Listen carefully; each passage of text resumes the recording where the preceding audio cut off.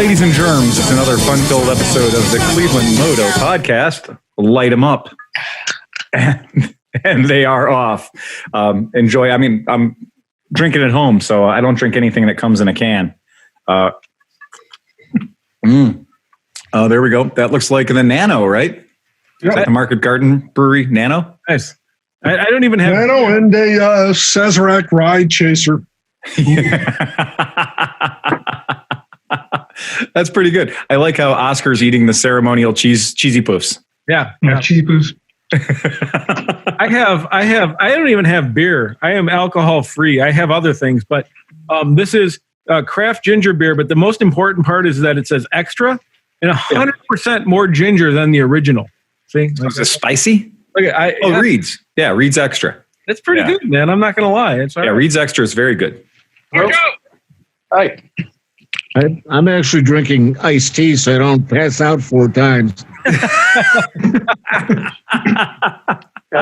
Somebody sent me a text message after the podcast aired and asked if you were alive. Okay. I really cannot know. So Chris is on another podcast. Chris is taking a conference call in the middle of his podcast. Hold on, let me mute his. Yeah, well, there it is. Yeah, that's exactly it. There you go. There he goes. We had to mute our anus. We'll just watch him. He had a loud anus.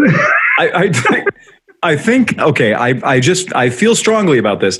I think that for the benefit of our listener, that we should very carefully make sure that we don't have any more Janus jokes.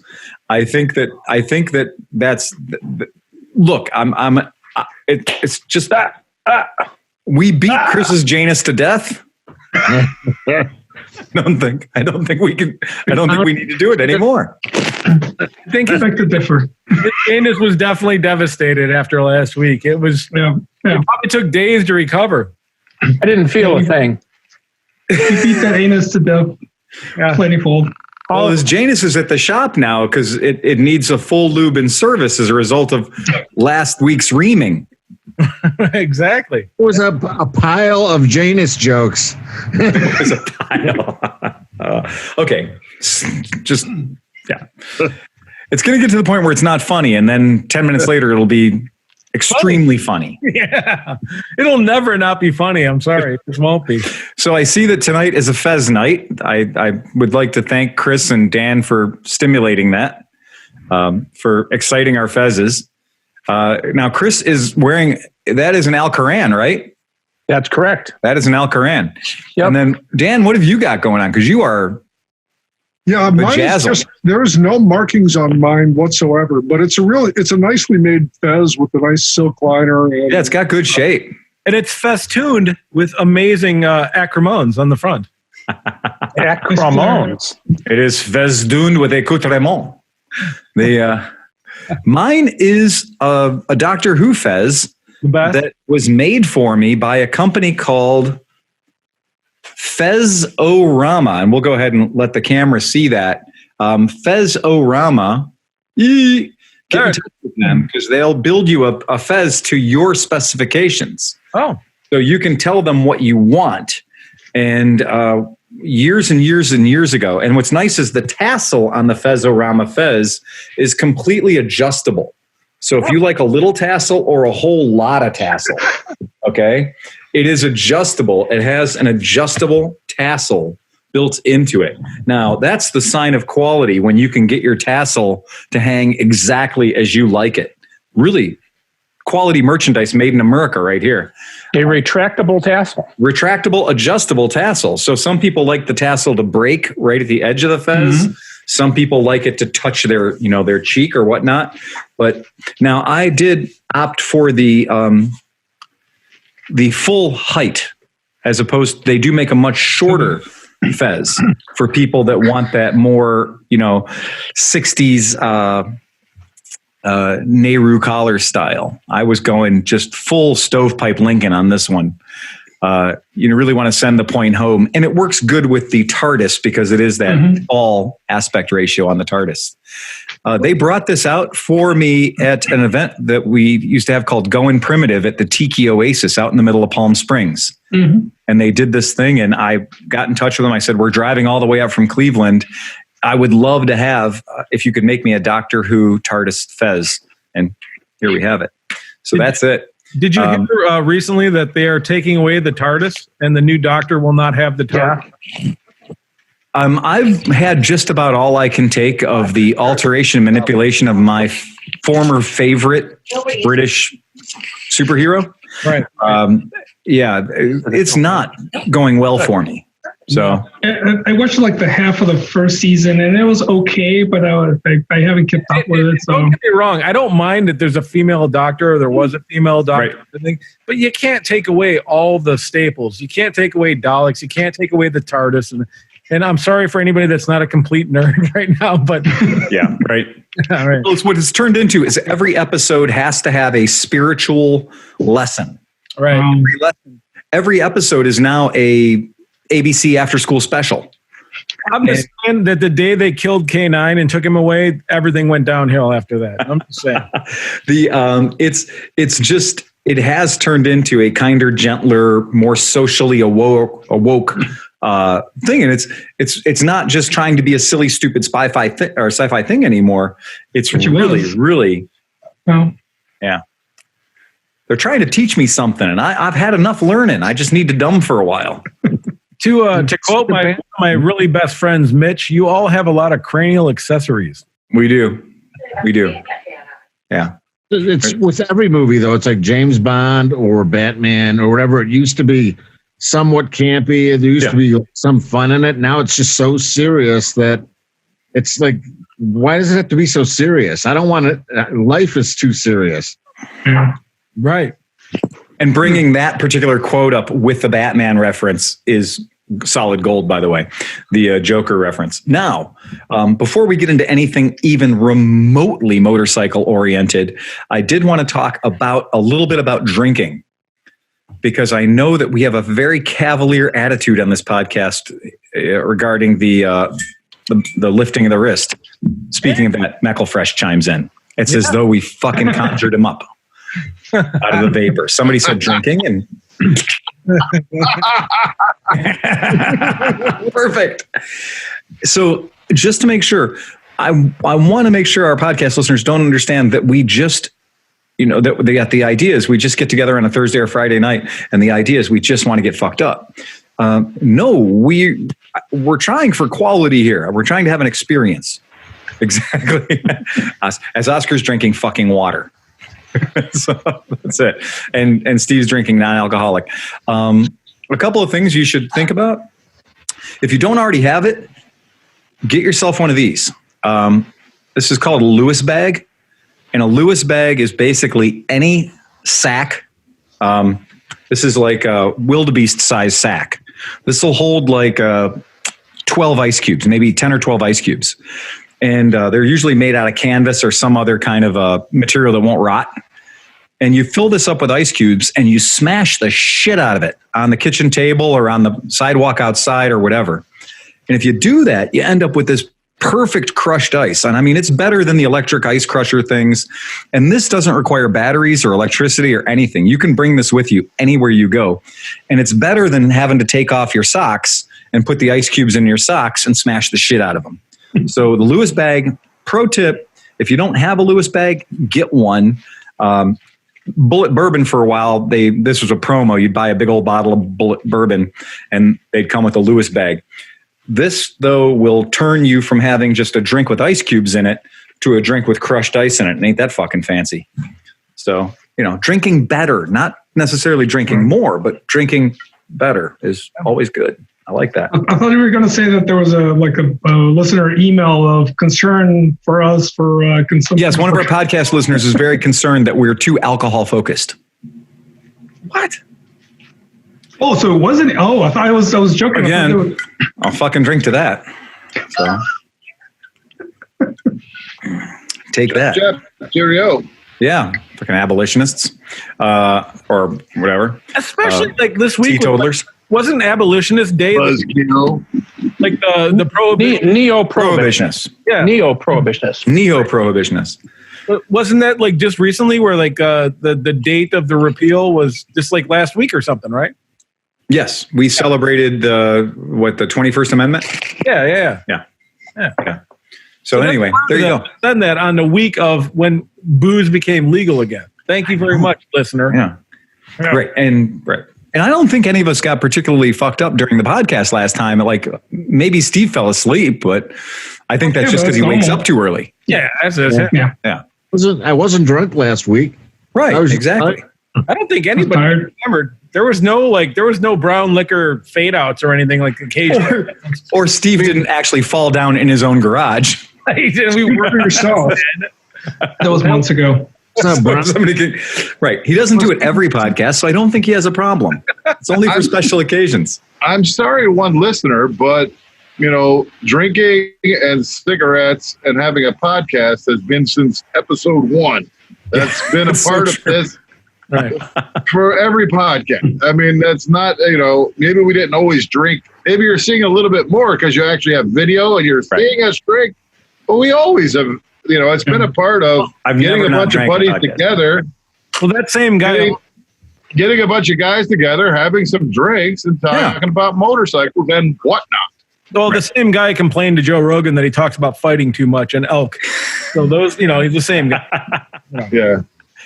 Oh, yeah. So before we get into the motorcycle content again, about alcohol, and we do not endorse alcohol at all. We're not saying that this is a drinking podcast. That's not what this is about.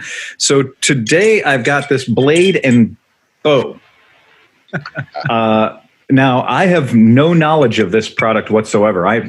This is my first time with this particular liquor. It's my first time with this particular bourbon. Is this an exclusive review? No, it's not a review because I haven't opened it yet. Well, you're going to though, right? Well, yeah. I'm going to open it. You're going to review it at some point. I'm going to open it. Yeah. It's going to get opened. But the amount of reading, yeah, here you go, Dan. Yeah, there you go. Yeah. The amount of reading on this fucking bottle is insane. So this is... Did Dr. Bronner's make it? Yeah, well, this is Stitzel Weller Distilling Company out of Louisville, Kentucky. And so what do we know about Stitzel Weller, Dan? They make, Weller is a well-known bourbon maker. We love Weller. Stitzel Weller I believe, is a cooperage that makes some of the best charred barrels for bourbon in the world. And what we're going to do is I'm going to take a small dram of this just to sample it, but I'm going to keep this around so that we can all enjoy it together. Because this year we were the number one Piaggio Vespa dealer in our district. Take that, Johnny Chef in Chicago. Mm-hmm. Right? So we kicked his ass. We sold 140 Vespas. And so this was my prize today. So they didn't send me to Italy or California or whatever. They brought me a bottle of Kentucky bourbon. So because our dealer rep understands me, I guess. So here we go. We're going to go ahead and crack into this fucker. But ironically, there's a key on the side. I don't know if you can see that. It's a very small skeleton key, and it is actually made of metal. It's not. That's how you know it's a real key. So I'm gonna assume that we just nice beret. Is it raspberry? It's more of a tangerine beret. On Oscar. But the rules, what I've generally thought what the rules were is the more containers it comes in. So if it's like in a sock, inside a bag, inside another bag, inside a cardboard box, inside a metal case, it must be fucking delicious. So this one is just pretty much, oh yeah. Ooh. Oh, I'll tell you right now, it passes the sniff test. So what I'm going to do is I'm going to go ahead and I'm going to grab myself a vessel, an appropriate vessel.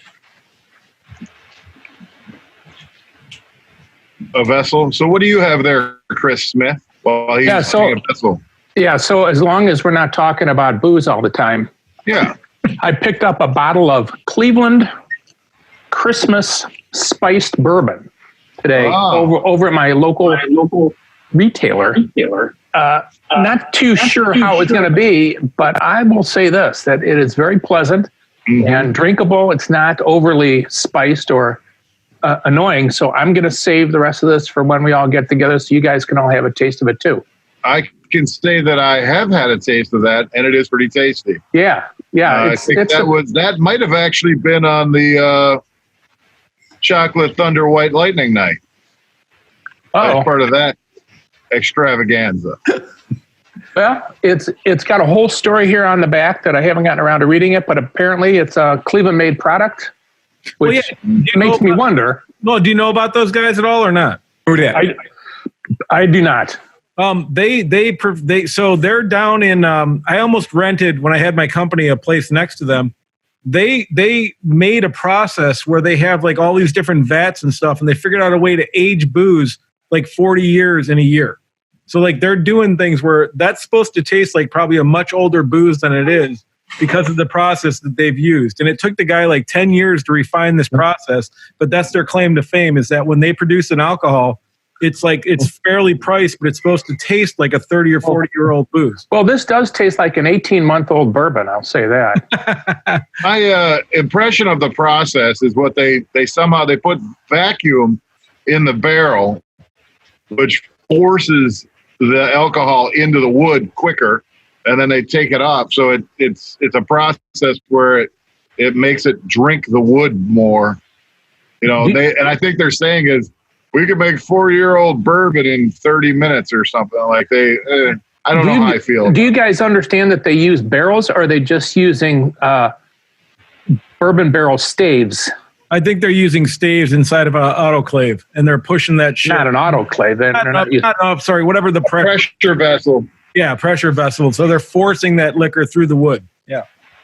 So it's kind of like a great big pressure cooker. That's what I meant. Yeah. Yeah. Okay. Autoclave. Sorry. Yeah, an autoclave you use to sanitize your junk. Yeah, that would kill the yeast and everything else. So yeah, I was sorry. There's no substitute for time, I don't think. No, I don't think so either. But I think it is drinkable though. Like their stuff's not terrible. It's not like you're getting Kamchatka from the fucking corner store or something like that. So I'm going to go ahead and I'm going to violate Dan's rule. I had a little taste of it, neat, and I'm just going to go ahead. I've got it on a cube here, and we're going to let that sit a little while longer. But yeah, that's good. That's real good. That's we'll like that. So looking forward to a time we can. Looking forward to a time we can all be together and make this bottle disappear. So, yeah, very much very cool. And I'm thrilled to not only get the award, but make it disappear with you guys. So that's a good thing. So Phil, who was runner up, or do you know who was even close to you? Number 2. So number 2 behind us was Johnny Sheff at Motorworks in Chicago. Good friends of ours, good pals in the group. Johnny's a fantastic human being. He's a lot of fun. If you think I'm fun, you're not. Johnny's like me turned to 11. He's super fun. So he's a great guy to be around. If you ever get a chance, go to Motorworks in Chicago, check them out. They're BMW, Ducati, Triumph, and Piaggio products. So good dudes. Yeah, very good folks over there. Plus, the shop is really cool too. And I think they might even have a pizza oven. I think their thing is like some motorcycle shops will do coffee. I think they've got an actual stone wood-fired pizza oven. So that's fucking cool. Yeah, what's not to love? So I did want to talk at brief mention. Somebody got a bike today. Oh, yeah. And that's saying something. Here we are December 10th, and somebody got a bike. And we can make this even a funner game. His first name is Steve.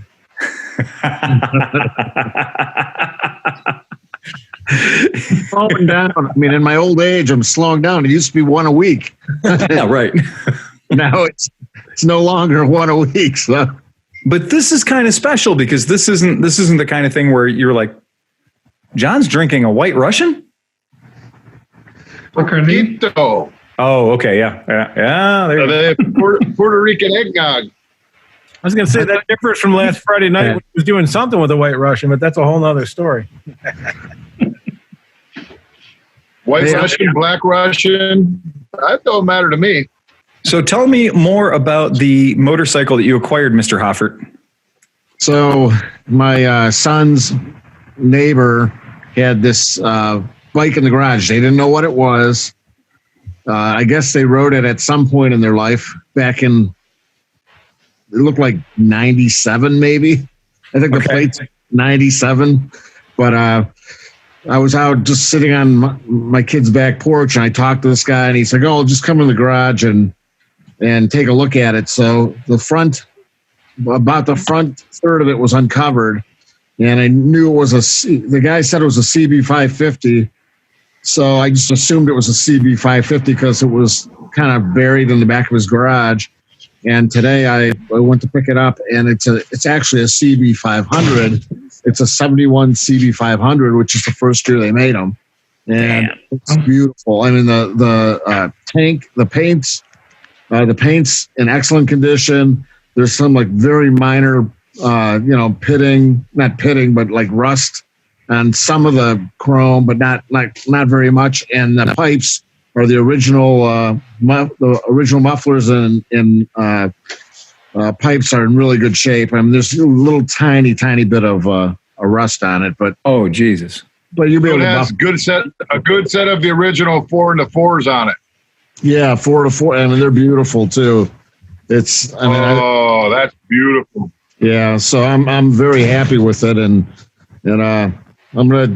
it's actually everything moves on it too, which is very, sometimes you get a bike and the clutch won't move or the throttle won't move or nothing will, everything, but everything is, it might not be like the day it was produced, but it's in very good shape. So what color is it? It's I think they call it jade, metallic jade. Oh, the green. Black. Yeah. Bucyrus green or something like that. Yeah, the one year was jade, but this was the first year, so I don't know, but it's my favorite color. It's pretty cool that they made. It's when I grew up, the guy across the street had a CB350 in the same color, the green. Yeah. And he always said he was going to sell it to me, and one day he just got rid of it, and it still, pisses me off. He rode it like once a year around the block. Yeah. So anyway. How about the side panels? You got side panels with a nice seat? Yep, they're in very good shape. Everything's intact. I mean, no cracks. I'm gonna lube the crap out of them and put new rubbers on so that I don't bust the tabs off. Right. How many miles does it have on it? Actually, I didn't even look at that yet. I got it in the dark. I rolled it up on the back of the comics, and it's sitting right out here. So nice. Did you pay for it, or was it a freebie? No, the original deal was $200 plus electrical work. Oh my God. So I went to the guy's house Saturday, and I did what I could do. But he has a broken underground line. So it was to his garage, and he had a really old line that was in Greenfield, and I couldn't pull another line through, so I couldn't really help him. I disconnected all the bad wiring where the insulation was cracked, and I said, "Hey, I'll get you in the spring. I can put a temporary line in." And he's like, "Yeah, that's cool. Just get it in the spring." And so then I said, I don't feel right about just paying you $200 for it because I didn't do anything for you. So I gave him $500 for it. So it's still $1 a cc. So yeah, fantastic. Well, there's a picture of one I pulled up now. Is it that lighter color or is it the dark Bacchus green? Because this is the lighter color green here. And and some of the other Hondas had a very dark, what some people call British racing green, but it was called Bacchus. That's Bacchus, not Bucyrus. Yeah, well, that's what I always called it. That's, it's a little bit, I think it's that color because it's a little more like yellowish. It's like a little greenish, like yellowish green, like almost a metallic. I'll bet you that's what I'll bet you, because this is the correct color for a 71. So 71s came in gold, brown, and this color green.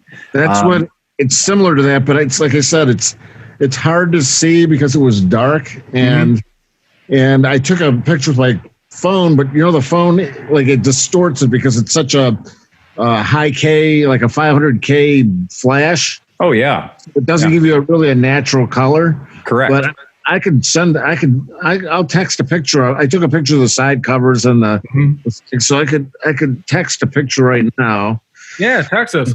If you could scan the whole bike, that would be the best thing. Yeah, that'd be the best possible solution. Okay. Maybe do a 360 drone shot around it. That's kind of the level that we expect around here. Right. Once you bring that coquito over here, and I'll do that. We'll get that knocked right out. Yeah. So that color is not the Bacchus, the green. It's probably the Candy Jade.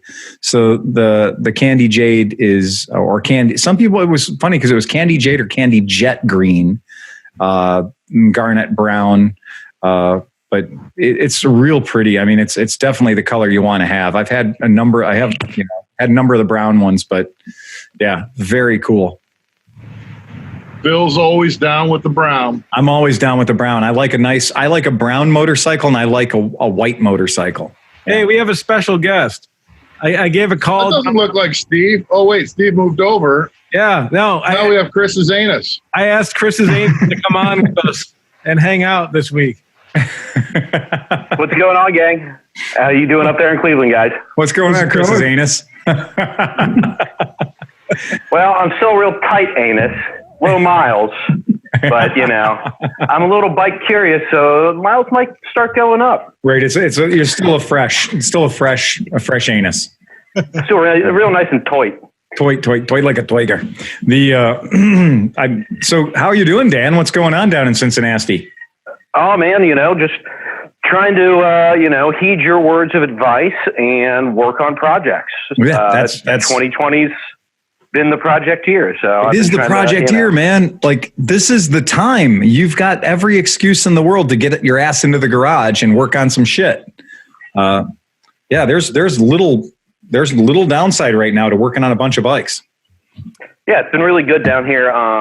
There's 3 of us that rent our shop space down here. So the 3 of us, between us, we've got plenty of projects, and people bring scooters by for us to stab with screwdrivers. But, we do what we can for folks. You posted the most ugly but beautiful to me green Vespa-ish, some kind of that guy. Oh, there it is. Oh, jeez. Yeah, that's a legend, baby.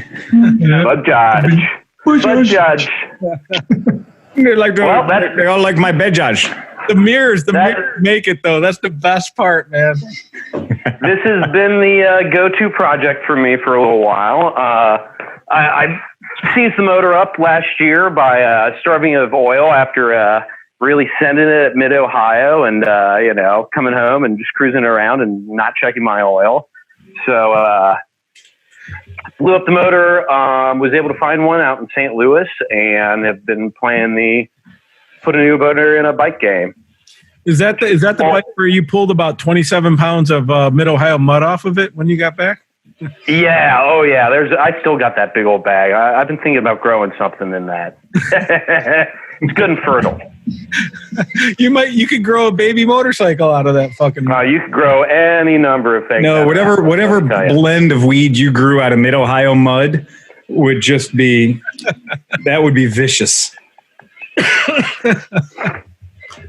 But yeah, that's been the project, and it's just been, when you haven't ever worked on a bike before and parts are hard to come by, you start learning lessons the hard way. So it's been good. It's been a learning experience.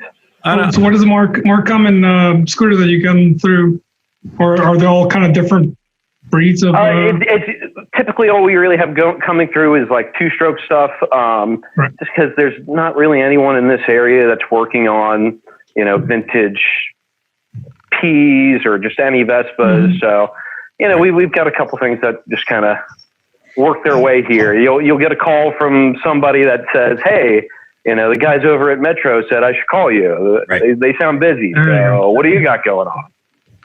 Well, it's good that Seth is sharing your phone number, Oh, absolutely. Yeah. And that's great. Sure. I mean, that's so cool that you guys can have that relationship where they're sending you that kind of vintage stuff, because it can be really, really trying in a world where nobody wants to work on old bikes. Having somebody in your town that's willing to work on old machines is just a fucking godsend. And it goes both ways, because, you'll get random people that go, I've got, this modern scooter and want to get some stuff done. And I'm just like, but I'm not touching it. Go see Seth.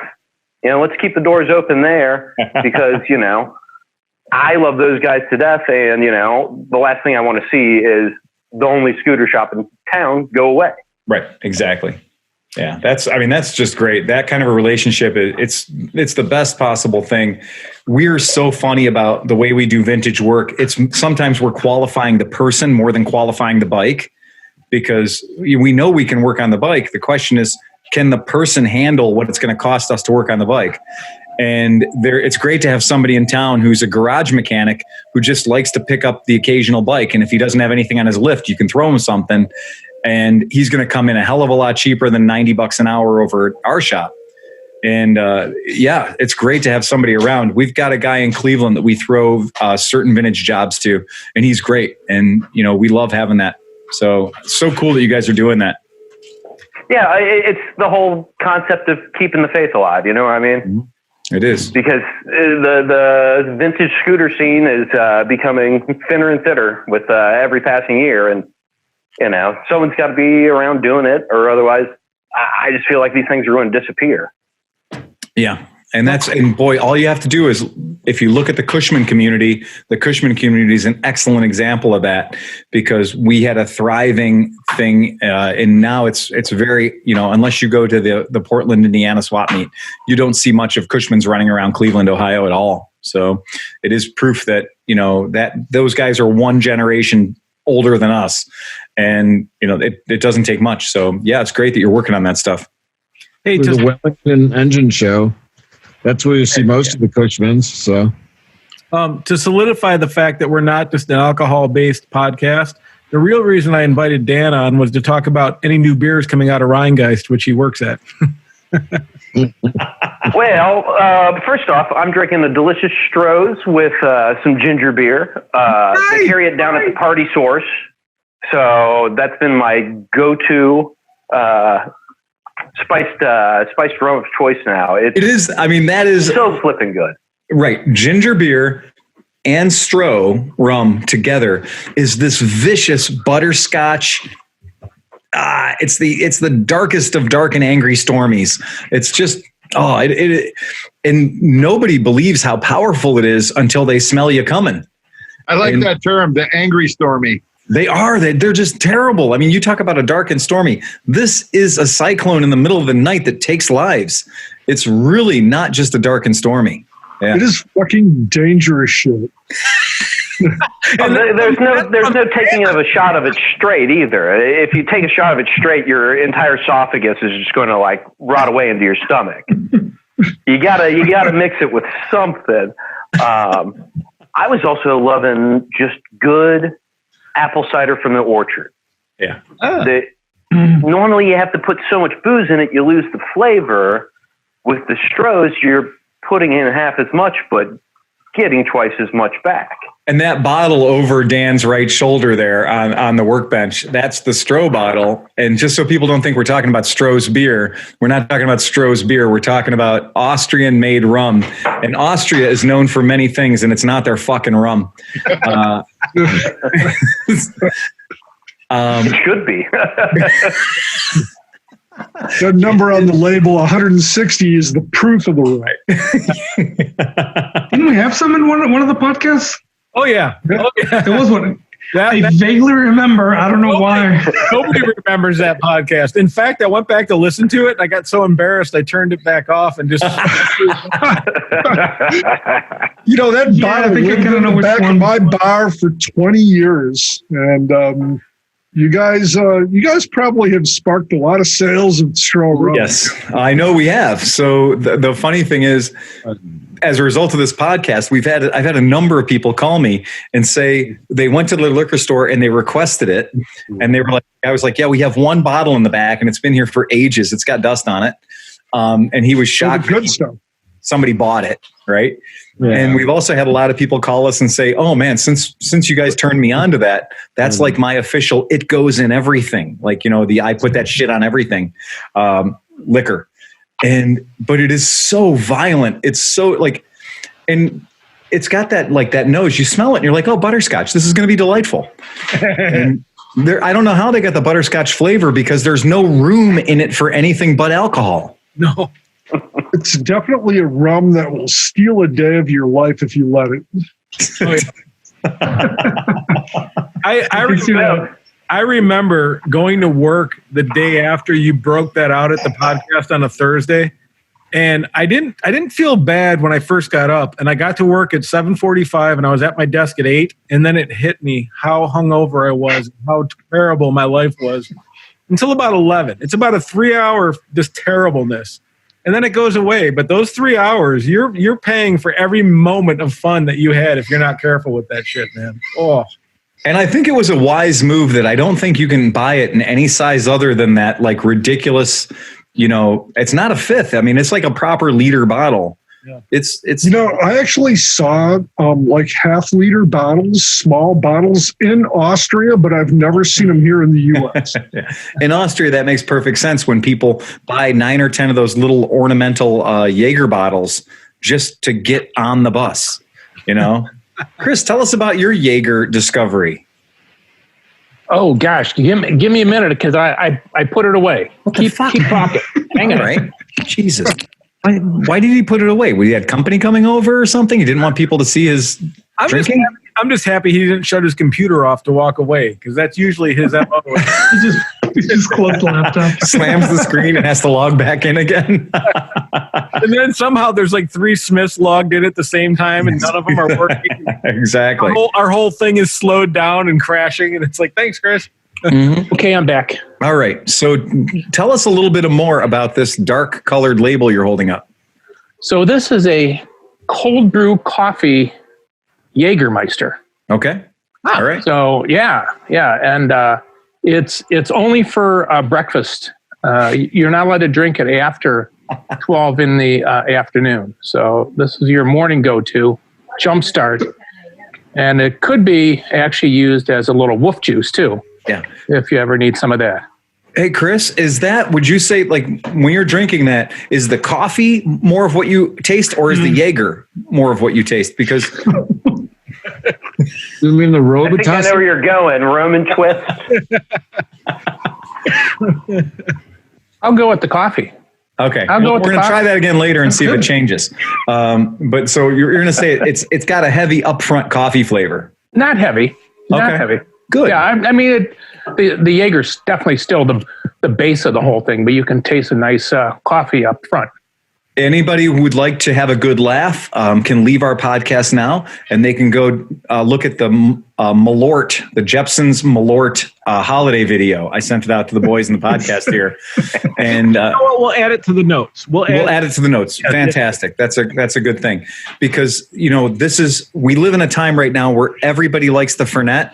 And what people don't realize is that, Jägermeister is the American university version of Fernet.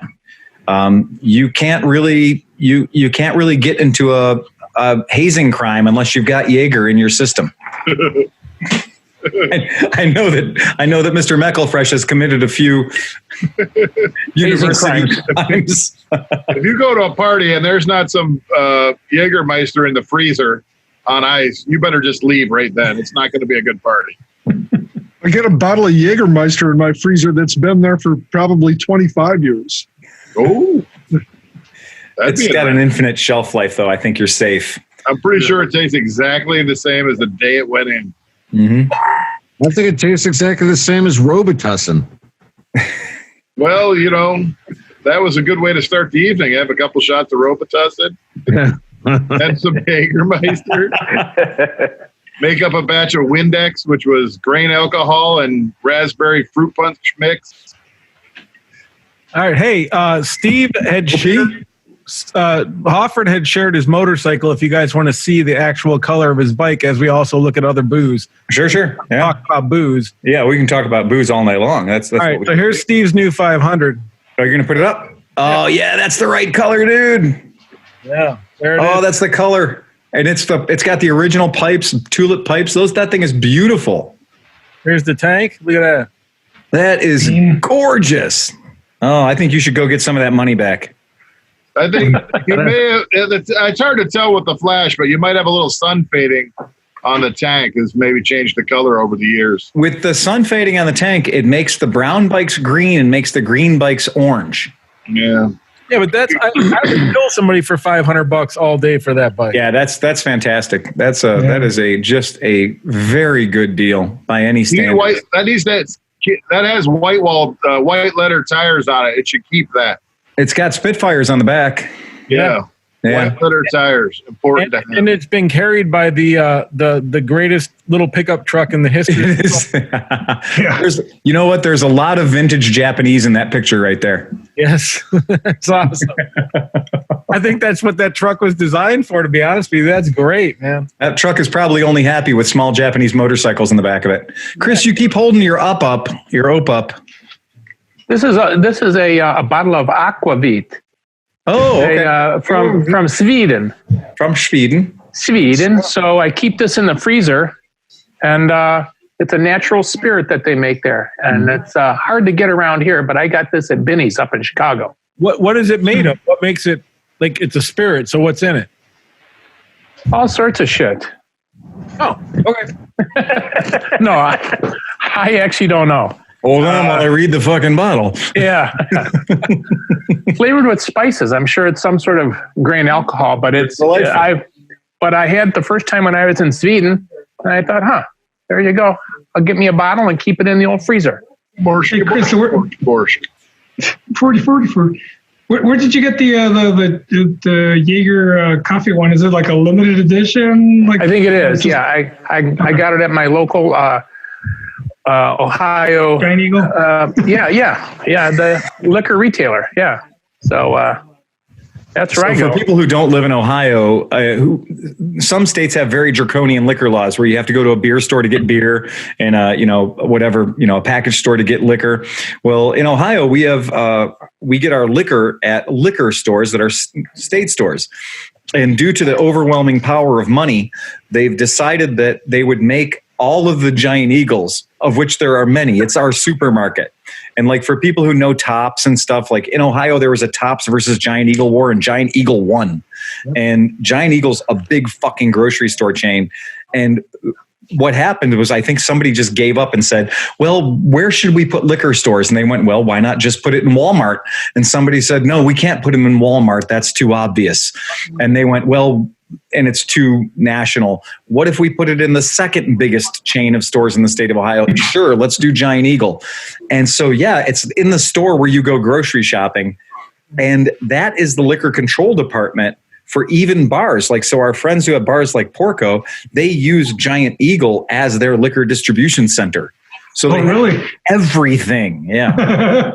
But actually, Phil, part of that story is that the state wanted to get out of running the liquor stores themselves because they were losing their ass. Yep. So then there was a law passed that companies or local companies could apply for state liquor licenses to be distributors. So there's a bunch of mom and pop places that were selling beer and wine that got them. And Giant Eagle, as a corporation, said, well, we got to get on this bandwagon. Yeah. So they actually went out and got it too. So I think it was more Giant Eagle looking for another source of revenue and bringing people into the store rather than the state saying, let's run it through Giant Eagle. That is really, and so Dan, talk about the lottery. Talk about the liquor lottery.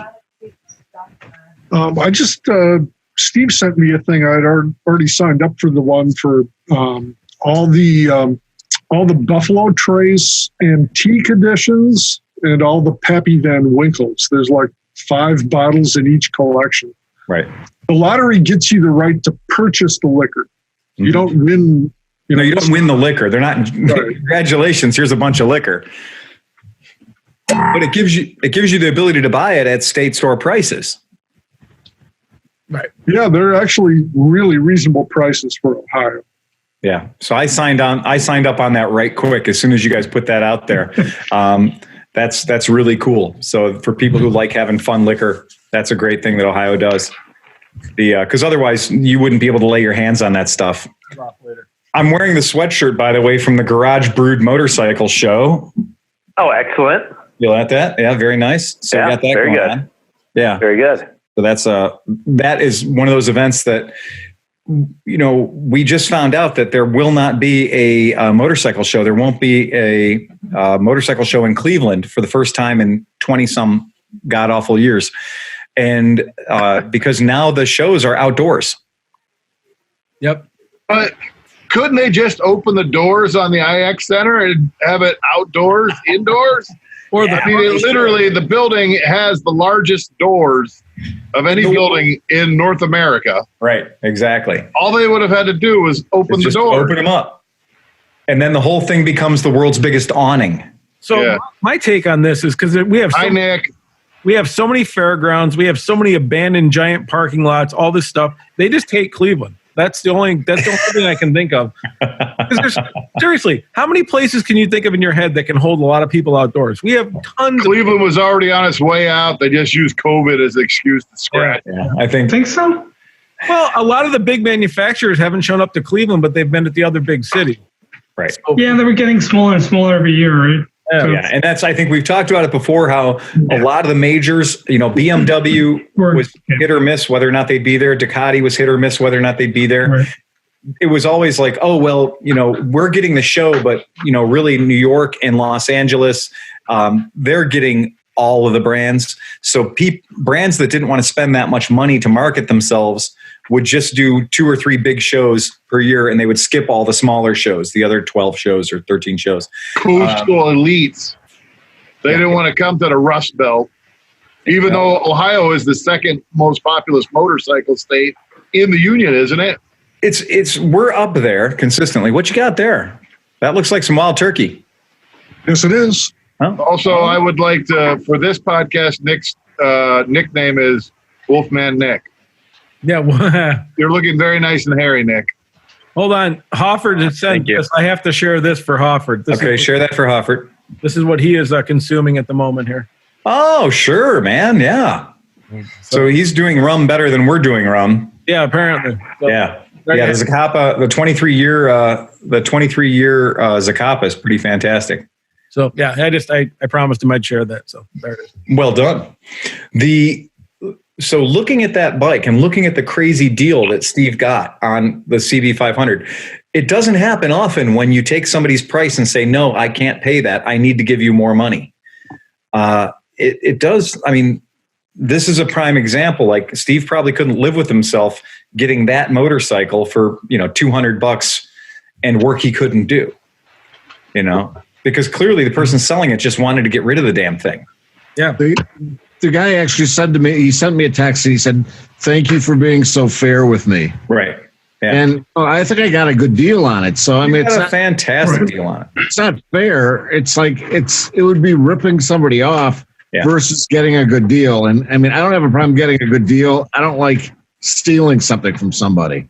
Yeah, and you don't want to have to live with that. You don't want to have to feel bad about the bike. And like every time something goes wrong with the bike, it's going to be because you ripped the guy off. Well, right. Well, the other thing is too, if that guy finds some other good deal out there, or some other neighbor or somebody he knows is getting rid of a bike. Hey, my buddy Steve, he gave me some decent money for my old bike. I want to talk to Steve. And, So, good blood. Ohio's not huge. It's nice to be able to, see somebody you did business with and wave and smile as you go by again. So do you guys remember when I had those 2 KZs in the shop and they caused me all kinds of fucking trouble? And then I made a video that basically insulted the entire planet who worships KZ. So many views, though. It's done really well for you. And it sold the bike really fast. Like the 2 bikes sold instantly. So the guy that bought those bikes, of course, he shipped them back to Japan, which is what you do with KZs, if you like money. And so he shipped them back to Japan. Well, he called the shop the other day, and this is talking about how you make a good deal with somebody and stay friends. So yeah, he called the shop the other day because his buddy in Japan that works with him on the selling end is interested in zero electric motorcycles. So we're going to do a deal and sell them a zero. So that's fantastic. And, I didn't take that guy to the cleaners. I had those prices on those bikes for a long time. And it was just a matter of using the internet and knowing that people would be like, I want to roast this guy because he hates KZs so much or whatever. And then that caused it to go back to him. And I showed up on his radar because I got so frustrated dealing with my usual KZ 1000 buyer or KZ 900 buyer. And it was really funny. So it was great that he called the other day and he's like, he goes, I see that you also do zeros. And I was like, yeah, bring it on, man. That's fantastic. Did he see the video that you did? What's that? Did he see the video? Oh yeah. Well, that's how he found out about me. So one of the people in his circle is like, you're the KZ guy. You know everything about KZs. You got to watch this video. This lunatic who is basically just shitting all over you. No, but he's used to that too. If he sells them and deals with them, he's that every day. People who deal with bikes on a religious basis, people who deal with bikes every single day. Yeah, we know. I mean, it's part of what you get when you get into this thing. Yep. And that's what you get. That's what happens. So. True motorcycle vampires don't care. They just smell the blood and they go for it. They latch on. That's absolutely right. It's so true. Yeah. So anything. So now, of course, I see Dan fucked off. So Dan ran away. Well, all these alcohol guys that just ruined the podcast with all the alcohol talk. I know they just made it so much worse. I know. So well, you had sent McElfresh had sent a couple things, and I pulled one up. If you guys want to see what he was talking about, go ahead. They have limited information, so this is straight from the horse's mouth, the website itself, and all they have is this one picture in this. So, John, I found another article about it, but it was in China Indian, and it was difficult to read. Yep.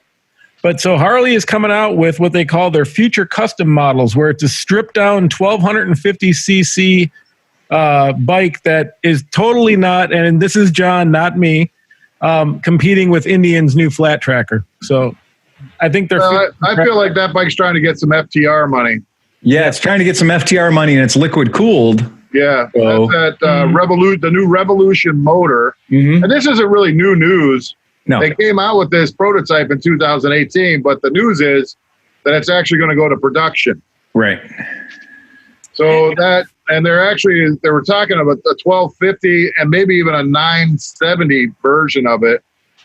That bike, that motor, which is in the Pan America, right, is, I believe, supposed to be 145 horsepower and 90 torques. 90 pound-feet of torques.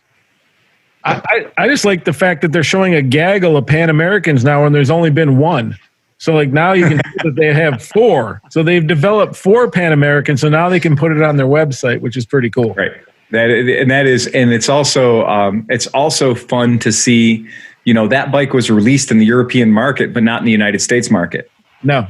And so that's a very interesting thing that they see where their money's coming from.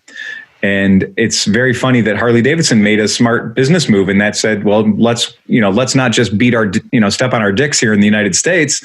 Let's release the bike where we're most likely to have the most impact. Look at that Pan America in the air. Oh, God. Can I tell you that this is photoshopped, and this is where they actually were jumping from, is right about here.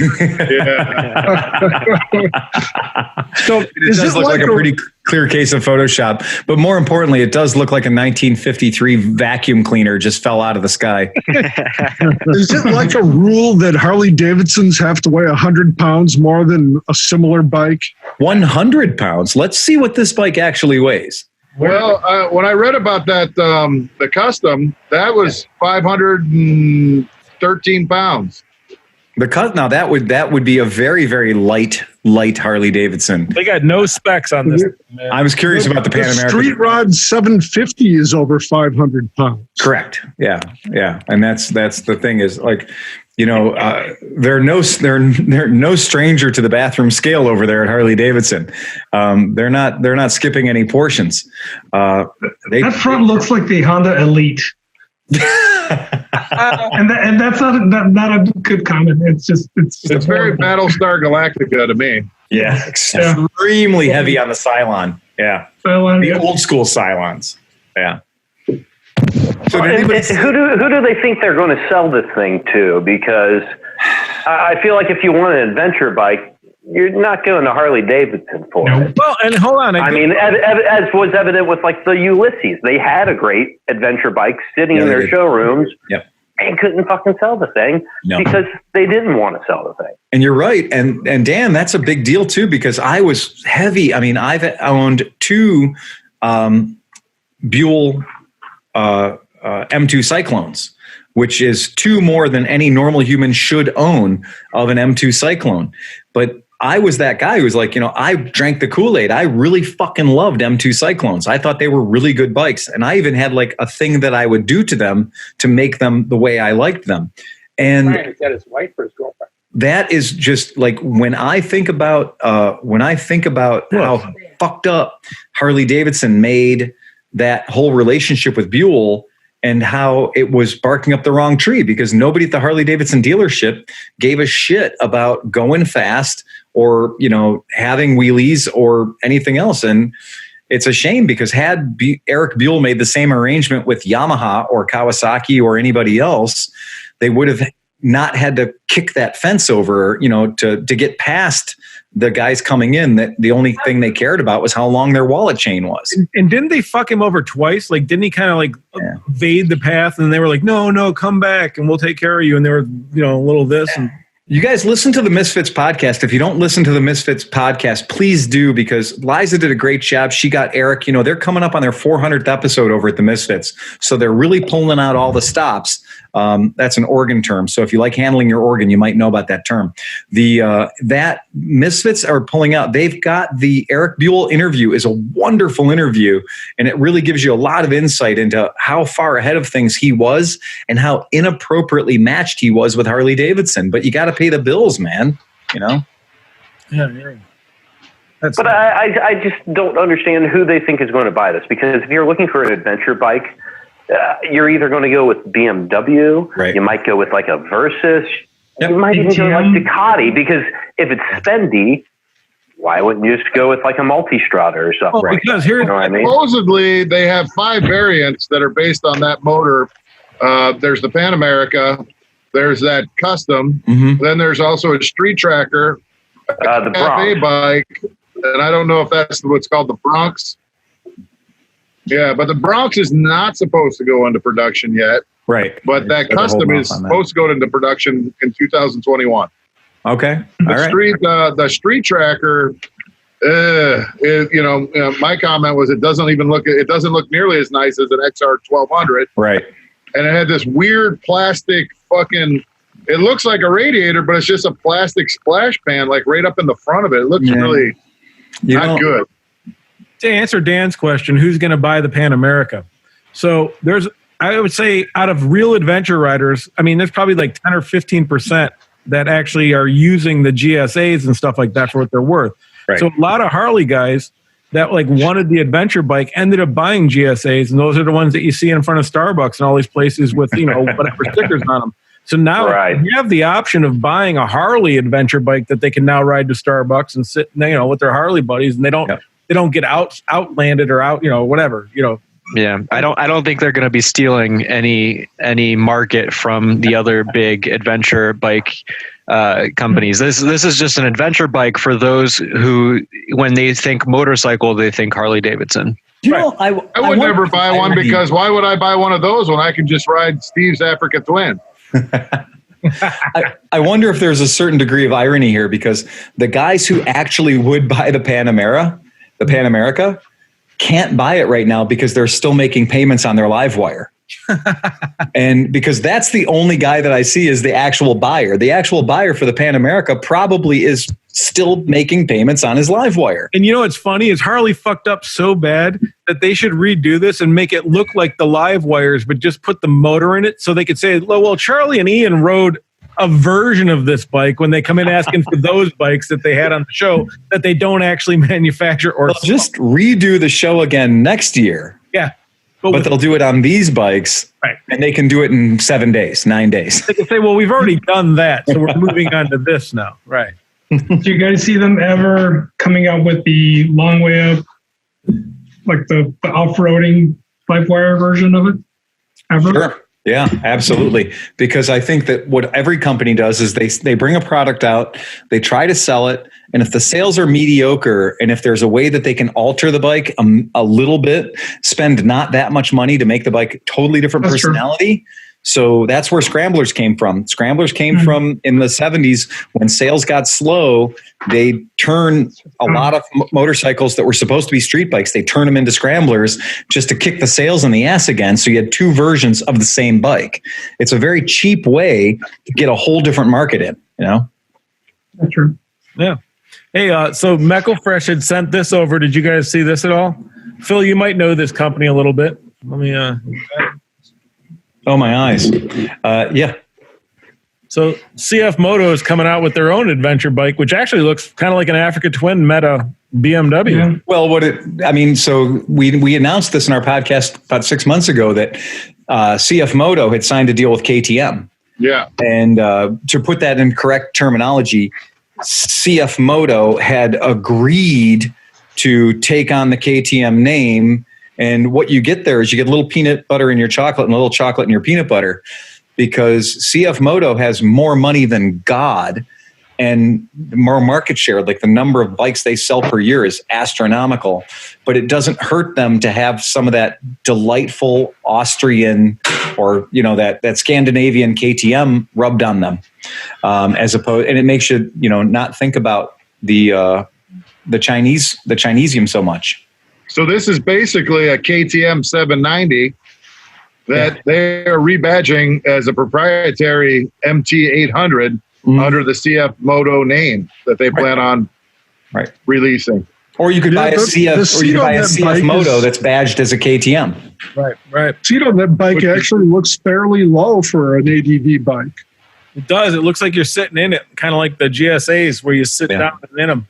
Yeah. So I wonder what they're pricing. What do you guys find from the... I did not see anything regarding what the MSRP would be on it. I couldn't find... And I guess the big question is it going to be less than a KTM because it's a Chinese brand, or is it going to be, you know what I mean? Like, where does the price going to come in? It's essentially a KTM 790. Yeah. So where does that go? I don't think they can go too low because that would punch KTM in the dick. And if they're making their bikes, they can't piss off that relationship, right? Oh, they can. Yeah, they totally can. And in fact, that's exactly it. It's like it looks like they're doing that already. I mean, we gave you the design. Right. We designed the bike, and engineered it. We're having you make it, and now all of a sudden you mysteriously are going to launch it as your own bike. What it is, yeah. And that's what happens with branding, where you end up with, in very small letters, it says CF Moto, designed by KTM in giant letters on the side of the tank, and they make sure to paint it orange. Designed in Austria. That's the world we live in right now. Well, how many people have seen BMW motorcycles with those Kymco motors in them? And then understood that those Kymco motors are actually not made in Taiwan in Kymco, they're made in China Kymco. So those BMW motorcycles have Chinese Kymco motors. Don't say Rotax because that's Austrian, right? So we're having the wafting odor of an Austrian motor, using that term, Rotax inspired motor, that is not ever been to Austria and doesn't have the word Rotax anywhere on it. Yet on the side covers, they've got a design emblem that looks very much like the Rotax logo. Which is interesting because usually when you get a wafting sensation, it's coming from a Janus. Yeah. More of the Janus. That was 52 minutes without one of those jokes. I'm impressed. We decided that the Janus is just going to be a whole spin-off podcast. We're not going to even do that on this podcast. That's going to be a separate show, all of its own. Yep. Brought to you by Janus. Our friends in Indiana. Your Janus. Dear Janus. And Janus. when we're looking at that, look, motorcycles now, they come from wherever it's cheapest to build them. And whatever component on that motorcycle comes from wherever it's cheapest to source it. So it's really hard now to say that, okay, this motorcycle is all American or this motorcycle is all Italian, because it's not. Like, there are going to be boxes that get opened up and those parts are going to be put onto that motorcycle, you know, in the assembly process. So, I mean, hanging your hat on something and saying, oh, well, this thing is, you know, until it turns into automotive industry where it says this vehicle is 83% made in America or 62% made in America, which I don't have a problem with that. I'm okay with that sort of truth in advertising. Let people know where the shit comes from. Nothing wrong with that. If that's important to you as a buyer, you know, if that makes a difference to you. Did anybody get to see the picture I put on Instagram of the very stately red scooter I picked up the other day? Oh, yeah. Oh, yes. So this is something that is worth talking about, because this is a 1999 Honda Helix. Okay. Well, let's see it. Throw it up. Yeah, we'll send a picture somewhere. We'll figure it out. Hold on. Yeah. I can figure this out. I'll send a picture over to Steve and then he can put it up. How's that? Wait. The Parker Lounger on two wheels. It really, really is. And so what, you know, people here have had Helixes. I mean, Heli. We know that they are very nice motorcycles for people of a certain age. And they're not the kind of thing that that young people go after in particular. And they are the kind of thing that appeals to a very, very small market segment. Then that market segment is getting smaller and smaller and smaller all the time. And since COVID came out, that market segment's positively diminishing. The Honda Helix, I mean, you know, misquote me if you will, but that's a motor scooter from the 80s. You know, Honda did their CH250, which was an Elite 250, and that was all the power and a short wheelbase and real squishy suspension. All right, share your screen now. What's that? Try sharing your screen now if you have. Okay. I think I just enabled it. Well, I just texted it over to you, so okay, but just try. Just make it easier. But this motorcycle, this motor scooter, when this bike came out, the Helix came out, it was loved by old, well, dudes, right? It had a super low seat height. The seat height was really, really fucking low, like super low, crazy low. And its wheelbase was very long. There was no underseat storage. The storage was behind you. And when you were sitting on this thing, you lost sort of an idea of how long it was. And it's a scooter. It's twist and go, and a 250cc motor in it meant that going 75 miles an hour, going freeway speeds was totally okay. And what had happened is that bike had been around since the late 80s. I mean, so Honda had had their fun with it. They made a lot of fucking money on it. And they had decided that, you know, no fuel injection, the 250 motor that was in there, they really weren't looking at taking that design and making it modern. Okay. And that's a Helix. Okay. That's in great shape. So when you look at these Heli, take a look at the color of this. It's a very, very bright red. It's a very like popping, very nail bright polish red color. Nail polish red. Nail polish red, exactly. And the burgundy ones were earlier. So the burgundy Heli were an earlier generation. Mm-hmm. The story behind these that I find particularly interesting is that Honda had gotten out of the game and moved on to a scooter called the Reflex. And so they had decided that this idea, this design, which had been out since the 80s, was just fucking long in the tooth, right? And they were ready for something better and sportier. And if you can pull up a picture of a Honda Reflex 250, you'll see that they are not remotely the same fucking scooter. Like, they are not comparable at all. This thing still has the front end. The Helix has the front end of like one of those 80s Yamaha Riva 180s. Like, the front end is purely Yamaha Riva 180. And then it's got way too much middle section, and then a back end that happens to have a trunk in the back. Did you take your shoes off to sit on that? No, it was I just noticed that. Okay.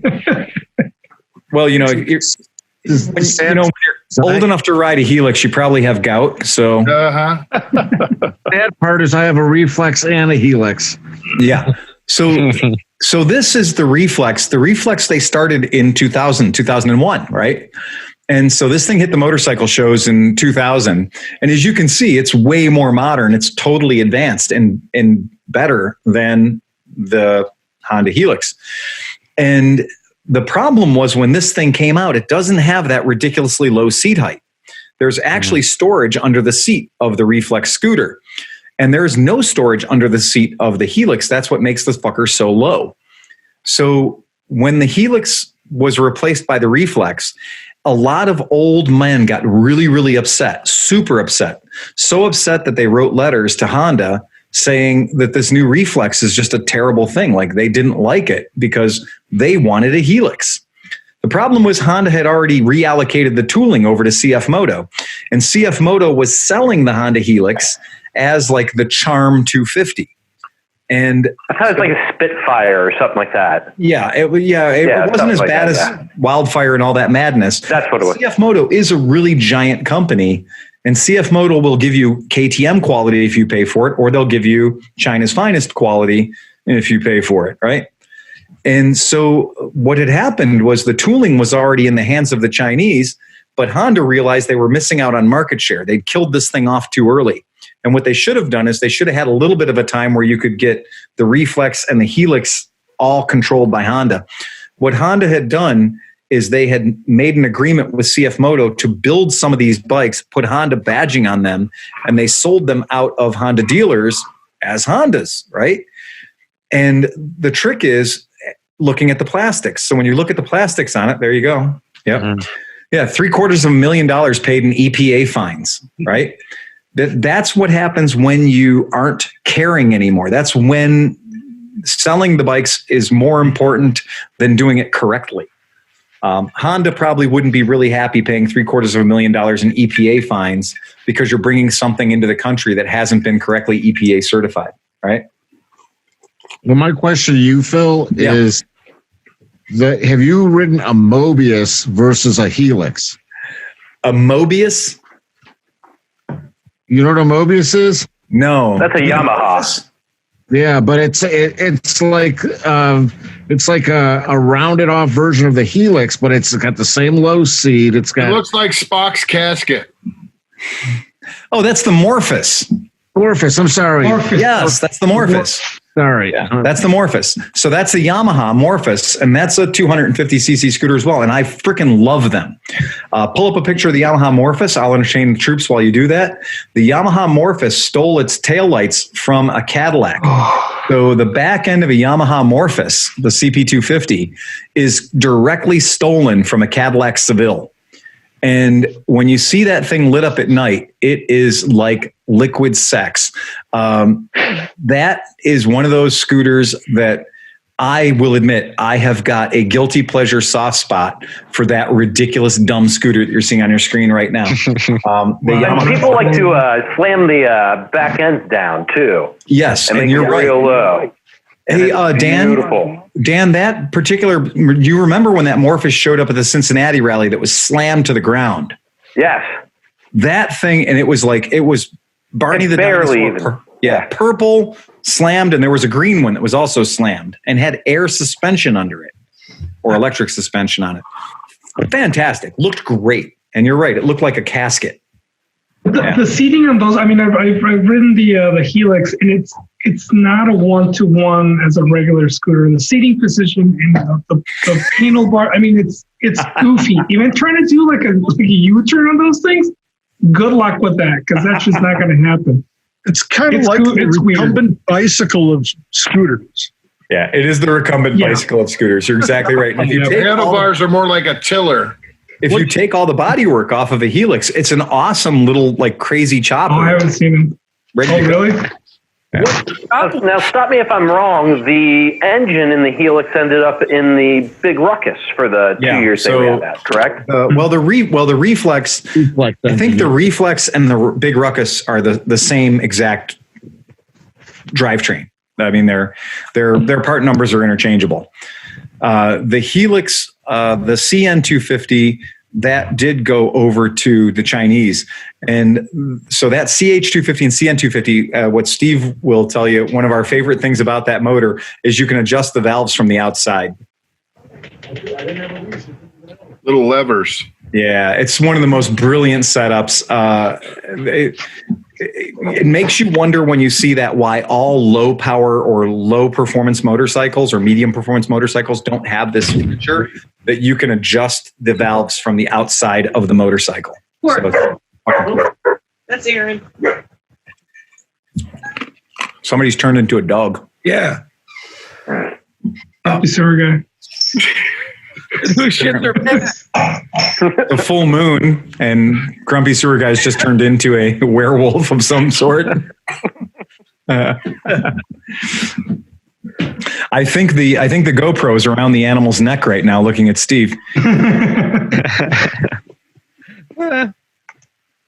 So anyway, I've got that motorcycle. I got that scooter at the shop, and it's hilarious. But once a day, I'll go over and I'll sit on it just to sit on it. And you do feel incredibly uncool. So like the second you get on that bike, if you're ever feeling like your ego's getting away from you, that'll be more grounded, go sit on that. And Renee took a picture of it and put it on the Instagrams. And it's one of those things that it's just like, I'm on the wrong side of 50. And you just don't feel your age as bad as when you're sitting on a Helix. And you know that there's nothing that you can do to ride that particular bike and look cool. It's done. It kills cool.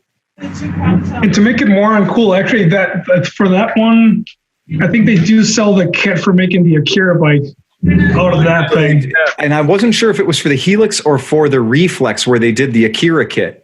I think it was the Helix that they did the kit for that, but it's. And I think they have one for what's the motorcycle that kind of looks like that too? The Honda.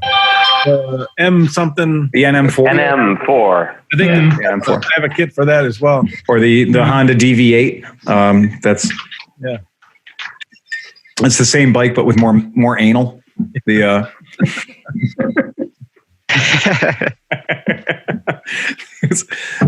it's look, we're gonna get back to that. It's gonna happen. Just comes back, man. I just fucking hate it. I hate it so bad. I feel so bad because the guys who run that company are so cool and so squared away.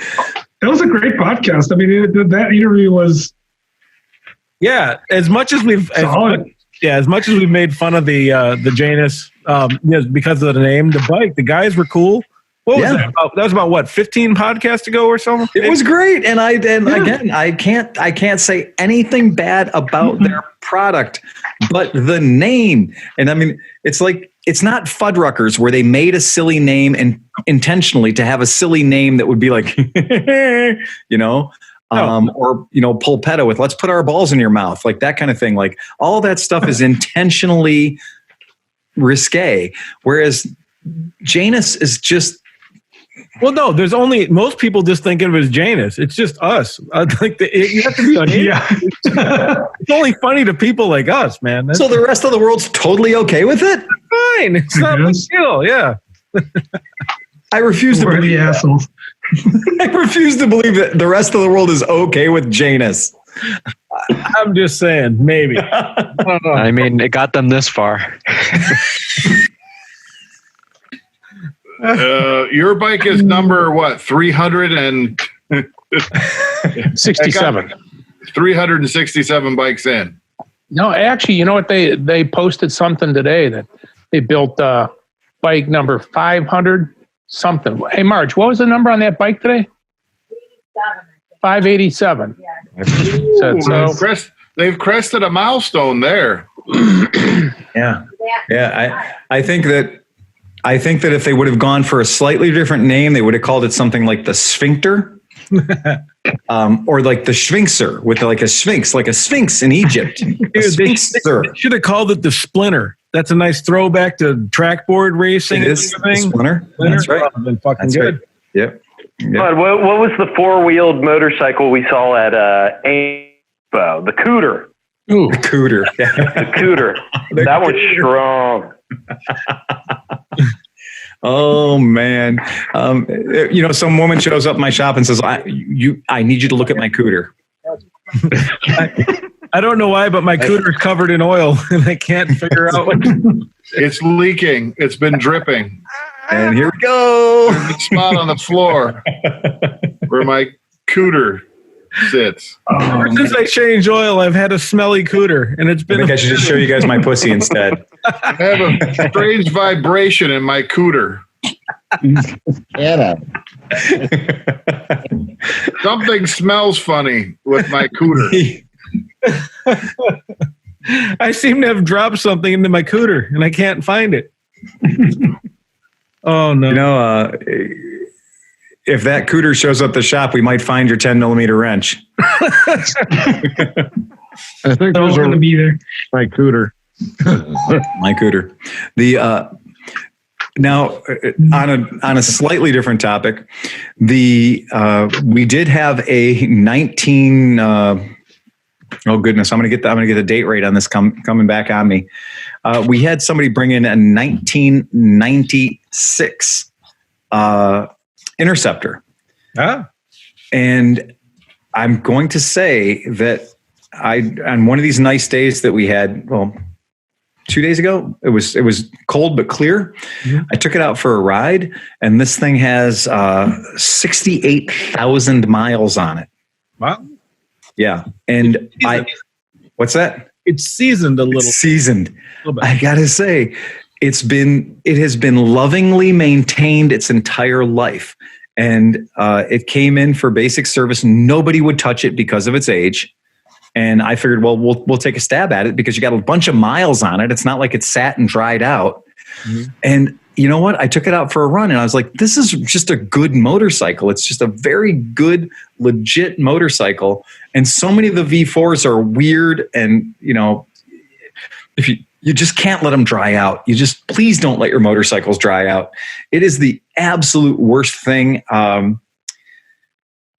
What brings this to mind is I want all of our listeners to make a promise, if your motorcycle has carburetors, to go to www.puregas.org. Click on the name of your state and then look for the name of your city, and it will tell you the places that you can purchase actual real gasoline that doesn't contain ethanol. And if you own a motorcycle with a carburetor, you owe it to yourself over the course of the cold season when you're not riding so much to put real fucking gas in that thing. If the weather's good around you, take a trip, take a sojourn out into the delightful weather that we have before it turns into pure Hoth, and go ride your bike and burn the gas out of it, and go get some real honest to God gas in there before you put it up for the winter.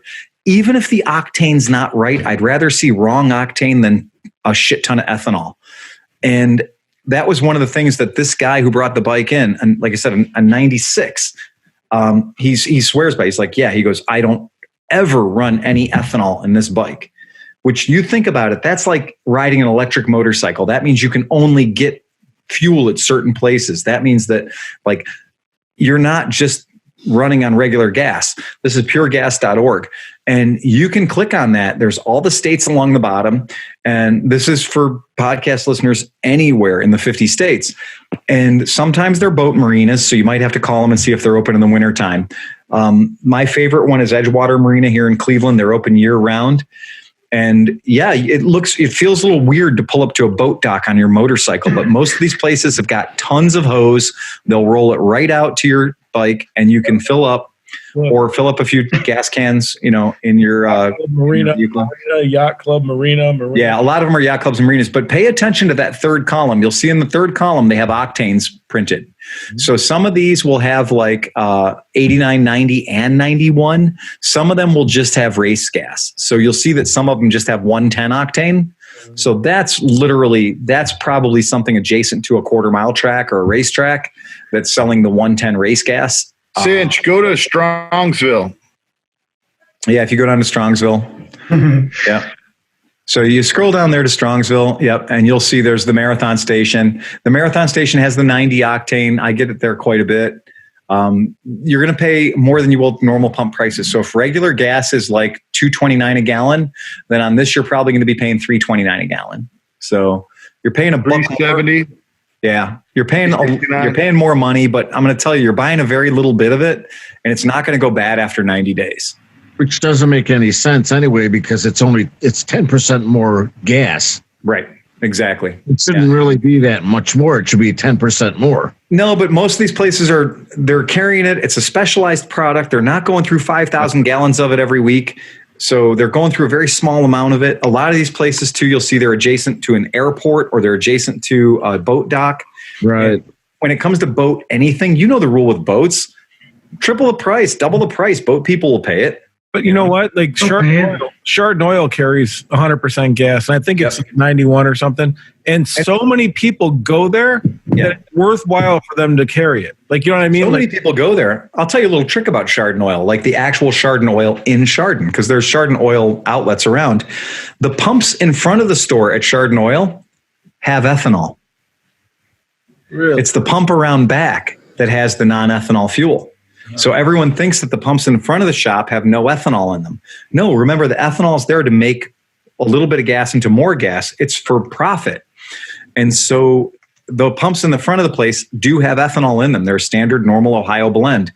But in the back of the shop, that's where the pumps are that have no ethanol. And they have to say, so like when I go to the one that's downtown Chardon, not the big place, but the other one, right? There's a bunch of pumps, but then there's one in the back and it says in a thing 100% gas. Like it's no ethanol. Yeah, right. Yeah. So on bikes like this that have carburetors on it, I love you guys and I want you to do all your normal winter storage stuff. We're not going to burn a podcast telling you what we've been telling you for 11 years, how to winterize your bike.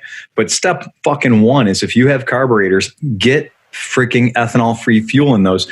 We started doing it last year. It made the bikes start up so much easier in the springtime. It reduced the number of carburetors we had to clean dramatically.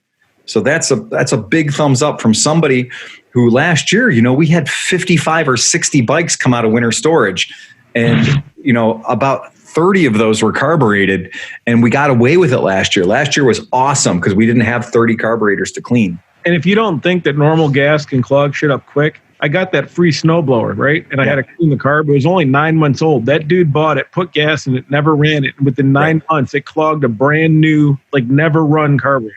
Exactly. Yeah. And, we looked at that bike that we did that had no miles on it. It was a bike straight from the crate, 15 years old. And the amount of damage that was done inside that motor because of the fuel in it, and all the seals were cracked out and rotted and busted up. Like every piece of rubber inside that bike had to be replaced. It was destroyed because it had done virtually no miles, but it had been filled with ethanol gas. That was that Fireball? Yeah, the Fireball. Yeah. Unbelievable how bad that was. I mean, that was one of those ones that if I would have told you that the bike was literally taken from the crate, to see how terrible it was inside of that thing, just shocking. So really, really bad. Did you have to do a motor rebuild on that? Total. Absolutely. We replaced the crank because you should. We replaced the crank. We did a lot of other things to make it better. But the most important thing was that every single piece of rubber in that motor was shit. It was just garbage. And that's because even in the protection of being in the crate for 15 years, doesn't matter. It was awful. And that motor was really hard to get apart. Like that motor had essentially glued itself together. It's really tough to do. Well, all it takes is that eating up one seal on these two-stroke scooter motors, and you've screwed the pooch.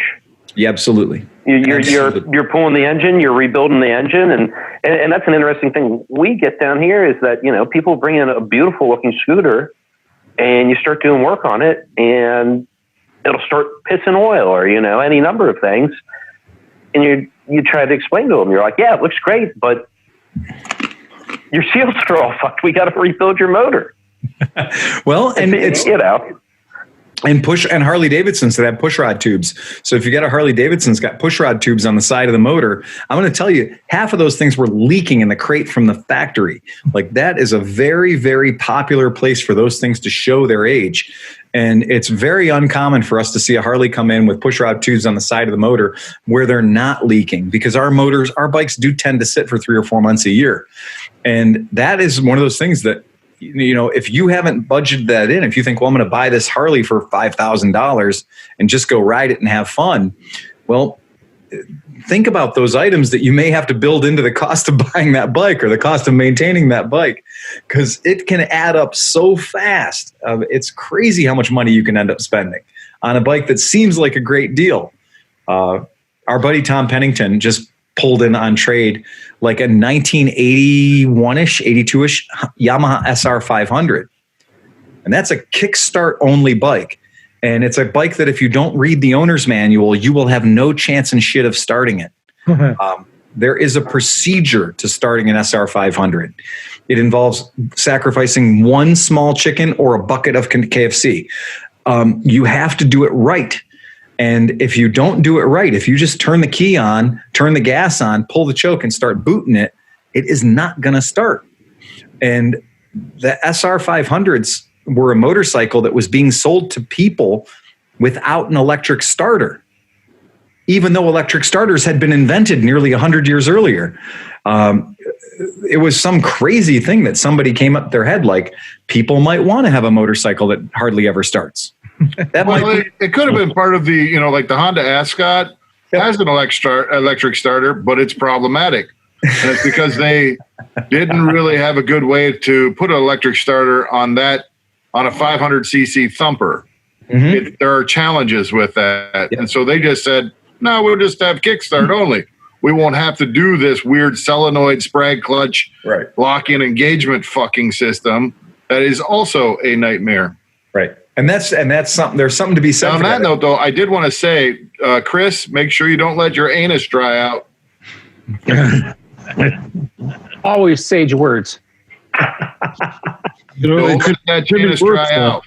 Sage advice there. So has anybody here owned a kickstart only, a motorcycle that can only be started by kicking it? Like, that is the only way to get that bike started. So raise your Do scooters count? Yeah, absolutely. Scooters count. Right on. If it doesn't have a button to make it go, so raise your hand. I mean, that's the majority of us. I mean, a lot of us have owned motorcycles where the boot is the only way to make it go. And short of the boot, we all know that the best thing when a motorcycle doesn't start is bump starting it. Because that adds a degree of spectacle to it. More people will watch you bump start a bike than kick start a bike. I still think the compression release on my XT250 is a perfect device. Is that got an automatic compression release? Yes. Tell people how that works, because that's important. It takes the compression off the cylinder when you're instead of kicking it hard, like normally when you start a bike without a compression release, you get it to the top TVC and then kick it through TVC. And this bike, if you don't want to do that, you just want to just easily push down on the starter, and it releases the compression, and it just goes right through the cycle, and it starts right up. I mean, it's amazing how well it works. If you kick it hard, it will not start. If you kick it softly, it'll start every time. So with many motorcycles that have a compression release lever, you'll see either a twisty thing that looks like an additional choke on the bike, or you'll see what looks like a short lever, like an additional clutch lever that's hiding underneath it. And what that does is it simply operates a cable that goes down and opens a plunger that is adjacent to the exhaust valve on the motorcycle and allows there to be no compression in the top end, so you can kick the engine over freely. Now on Steve's bike, do you have to activate that lever, or does it just detect that the piston speed is very low? No, it just detects that the piston speed is low. So it has a cam that has a weight on it. And if the kickover is slow, then the cam stays in a sort of a retarded position so that it detects that it's in a kicking thing and that it does not allow the valve to close and let there be compression. When the motor gets enough speed after either a really fast kick or achieving idle detonation, then that cam, due to weight, centripetal force, that cam moves out and it closes that valve. So that is an automatic operating compression release valve. And that's fucking cool. I mean, that's super cool. And what happens on a lot of bikes that have those is that will get a little corroded or a little rusty because it's not in a particularly good spot for being lubed up, and they'll hang up. Or like Steve says, dudes will get on there and kick the bejesus out of them, and they'll just kick the shit out of it, which will allow that thing to throw out and close the valve, which gives you full compression. Kicking something at full compression is not fucking easy.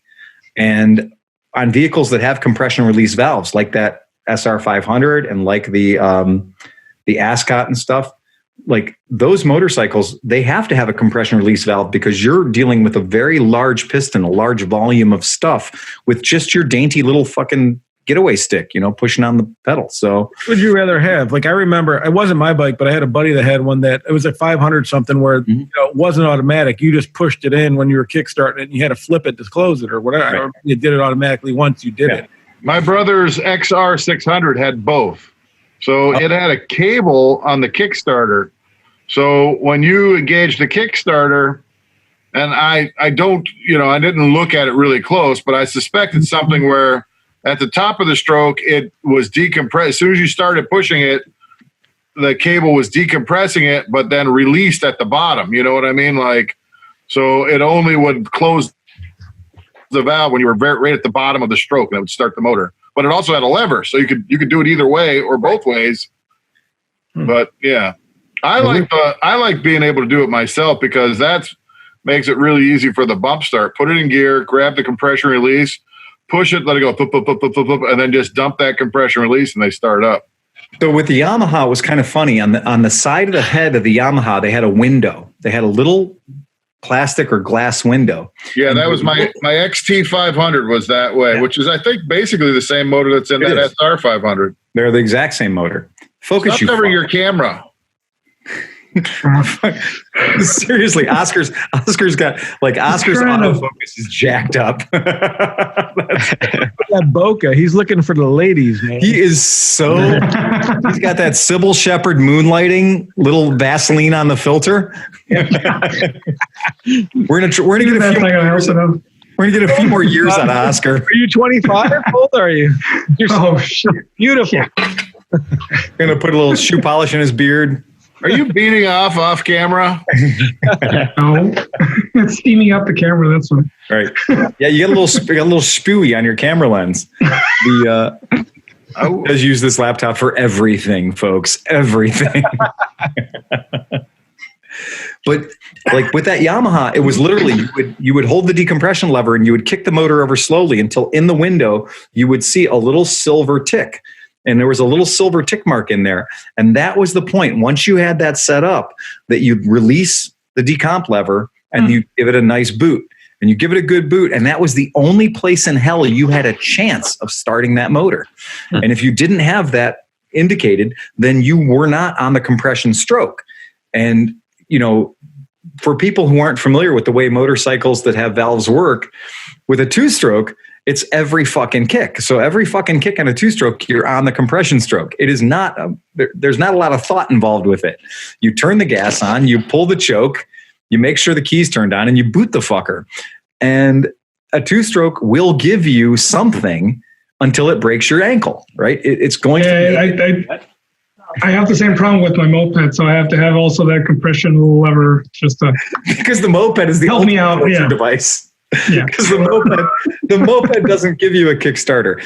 The moped makes you actually pedal, but it does have a little pedal in motion or pedal on the center stand. Yeah, I think that's why mopeds are reserved for 14-year-olds. And Oscar.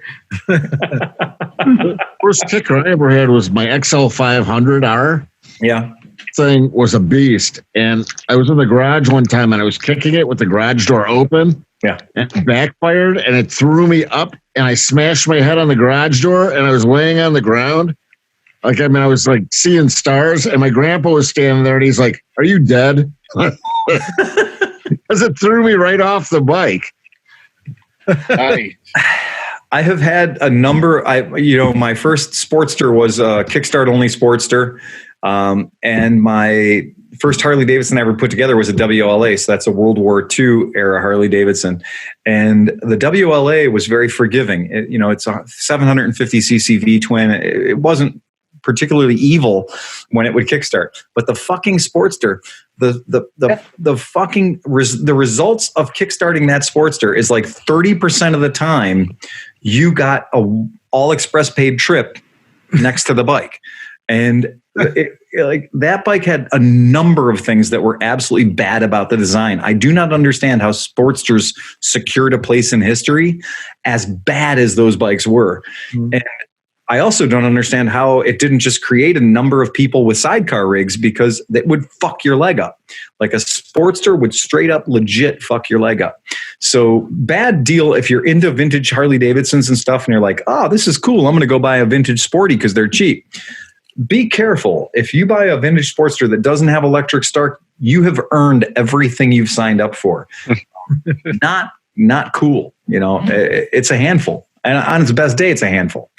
You just gave Cam a bunch of material. He does like the Harley Davidsons, though, you know. Yeah, he definitely swings that way. But the weirdest thing that happens with scooters with some small two-stroke engines is if they're timed just wrong, if your timing has shifted, they will run backwards.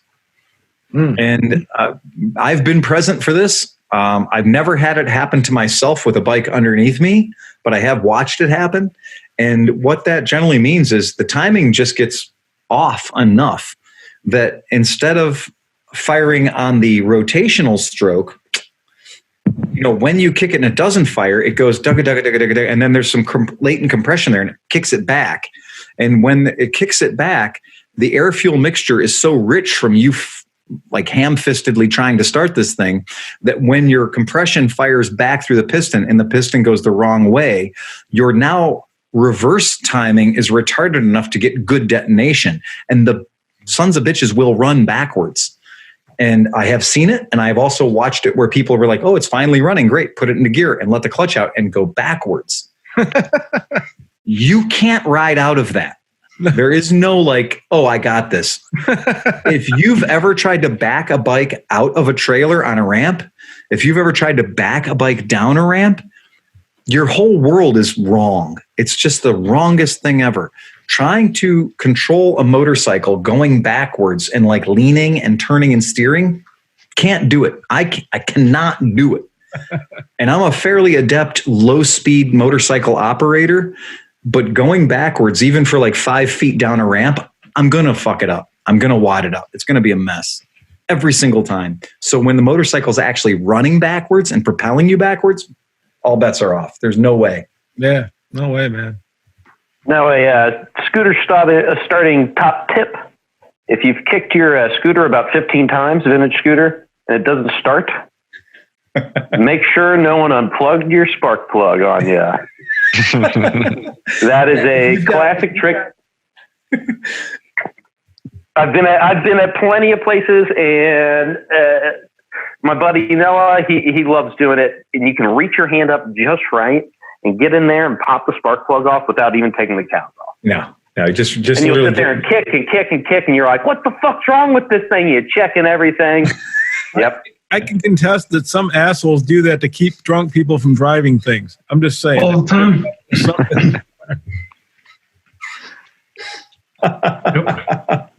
Just saying. Only after you've wrecked 8 times. That's true. Yeah. Right. Only when you're completely drunk and you're on your way to barrel racing.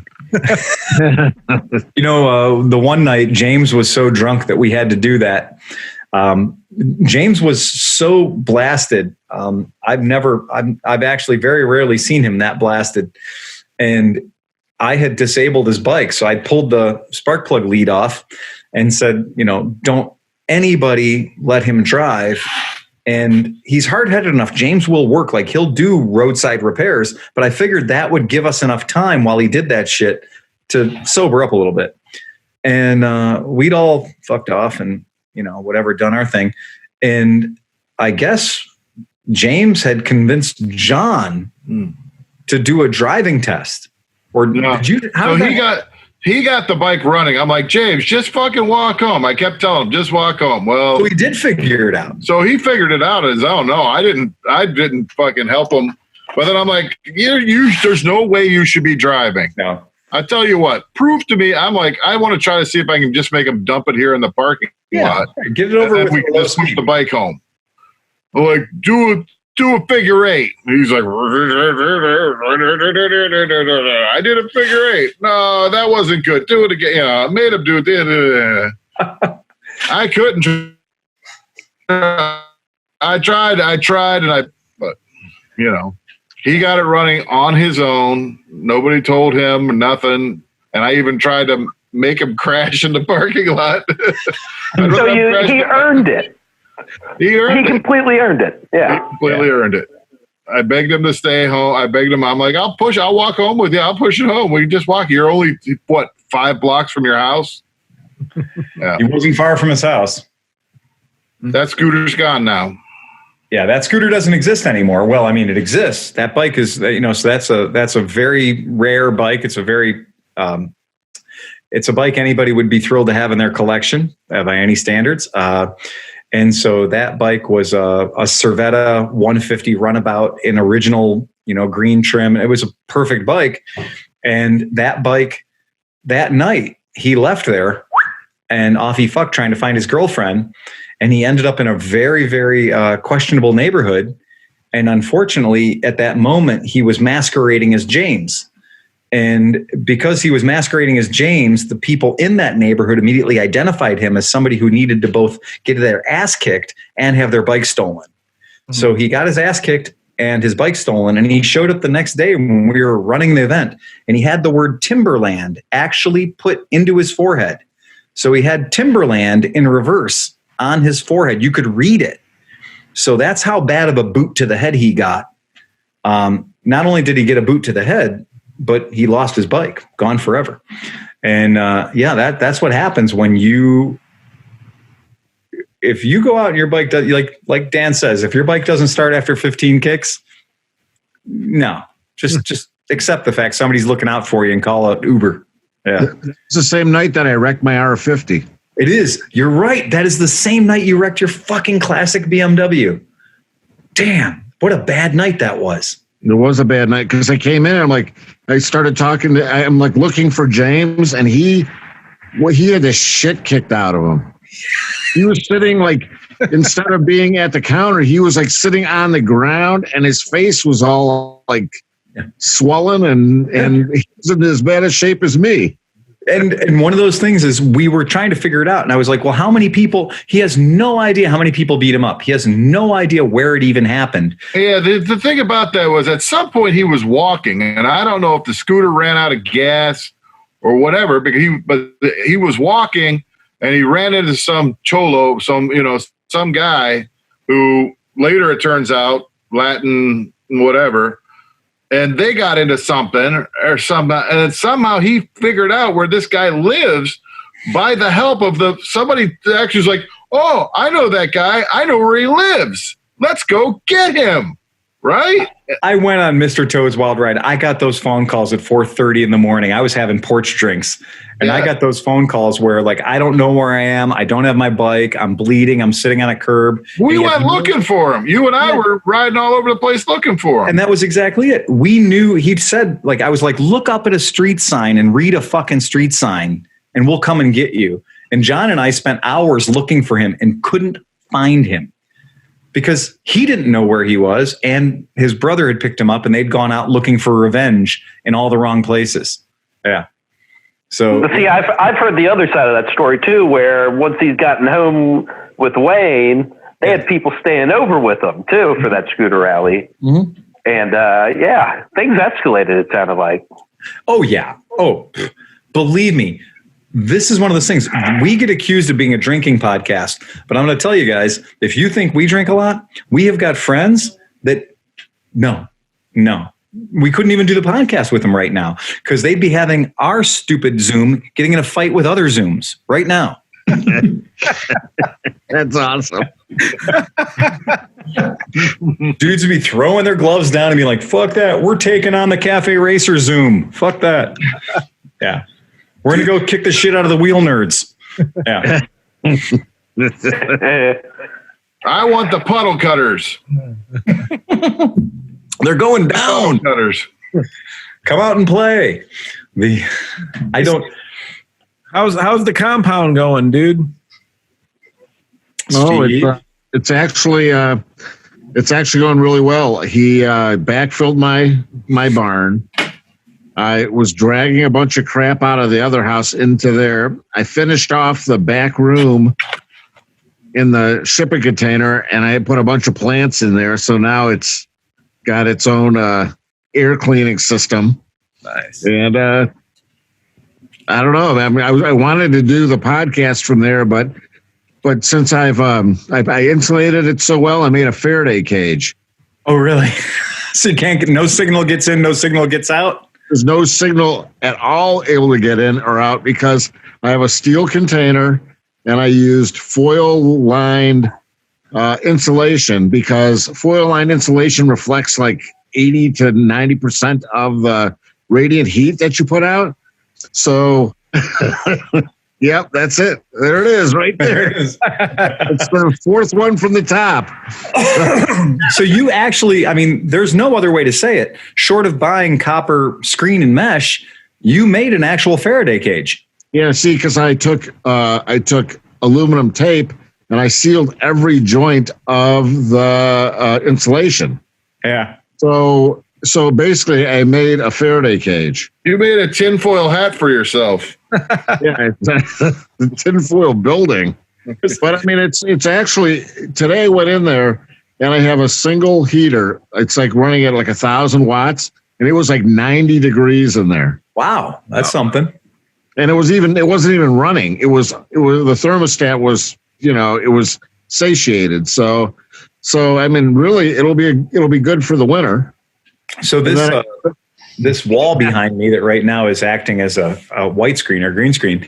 But, I live in an old house, and this house has got lattice board construction, and lattice board construction actually in my house had the lattice boards, but it also has like this extruded mesh metal grate. So over the wood, there's a mesh extruded metal screen, so to speak. And that's every wall in my house is that way. And yeah, we can't get a Wi-Fi signal to go from the living room to the office. It's just because when they built this house ages ago, they thought, well, we're going to have wood beam like 2x4s, and then we're going to have lattice between it. And then we're going to put a mesh steel over that and then coat that in plaster. They didn't think about how that would affect wireless communication. Exactly. How short-sighted of them. This place is not future-proof. Yeah. My old house had horsehair instead of no, I'm totally serious. The brown coat, because when you plaster, you have wood lattice, yeah, and then you put brown coat on, then you put white coat on. Yeah. So the brown coat uses horsehair instead of that metal lattice. So my old house was built like 100 years. Well, I mean, both these houses are 100 years old, but they use horsehair to in the brown coat to form the mesh to hold the brown coat together over the wood lattice. Very interesting. Gillis. Works. Yeah. I have to do some repairs on that. I just put a door on, so I have a whole bunch of the plaster came off of the lattice, and now I have to fix that. Sucks, but oh well, no biggie. Oh, you use fiberglass now, so you use brown coat with fiberglass, and then you use the white coat over that. So I'm going to use a piece of drywall. Yeah, I was going to say that's. They come in nice 4x8 sections. You cut them right in. It's about the easiest thing in the world. I like plaster, so. So, guys, I thought it'd be really funny. So I got this thing here. I got this toy, and so this is fun. We've all heard of the Magic 8 Ball, right? If you don't know what a Magic 8 Ball is, again, you're too old. Stay tuned. You're not old enough. Is that the kind that comes from Mexico? Yeah, that's a different kind of Magic 8 Ball. So this is the Sarcastic 9 Ball. Sarcastic 9 Ball right here, and you can ask it any question that you want. So if anybody would like to raise their hand and ask it a question. How long will I live? How long will I live? And this one just says, yeah, I don't think so. Oh, shit. All right, go ahead. Are carburetors better than fuel injection? Oh, give me a second. It says, ask someone who cares. We all care. All right, next.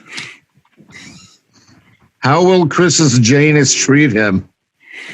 Here we go. There we go. We have to wait. There's a little bit of latency among the sarcastic 9-ball. The Stick 9-ball. we're going to go back to, yeah, I don't think so. So that we've only gotten 2 responses out of this sarcastic 9-ball. There's a disc inside there. There's only 2. There's just, it's literally, it's a coin. It's yeah. And which would make it even better because that's funny. Yeah. Okay. Next question. Oh, You somebody. guys are fucking off. Will I ever find true love? Hashtag not happening. See, this is big with the millennials. They understand these things like the hashtags and because I could have said # not happening. I still like the Found me too. What's that, Steve? Say again, Steve. He muted himself. He went away. He's gone. # no shit. He drops a nugget of knowledge and just shuts himself off. Like, Hey, all fuck right, you. # Gen Xer. All right, Phil, I got one. How long until Chris is tired of playing with his Janus? Oh, that's an excellent question. How long until Chris is tired of playing with his Janus? I want to hear this one too. Forget about it. How Hey, long smile until when the you rest say of that. us are tired of playing with Chris's Janus? We'll never be tired of playing. Never. With this. It just says, "Are you serious?" Meaning never. There you go. Perfect.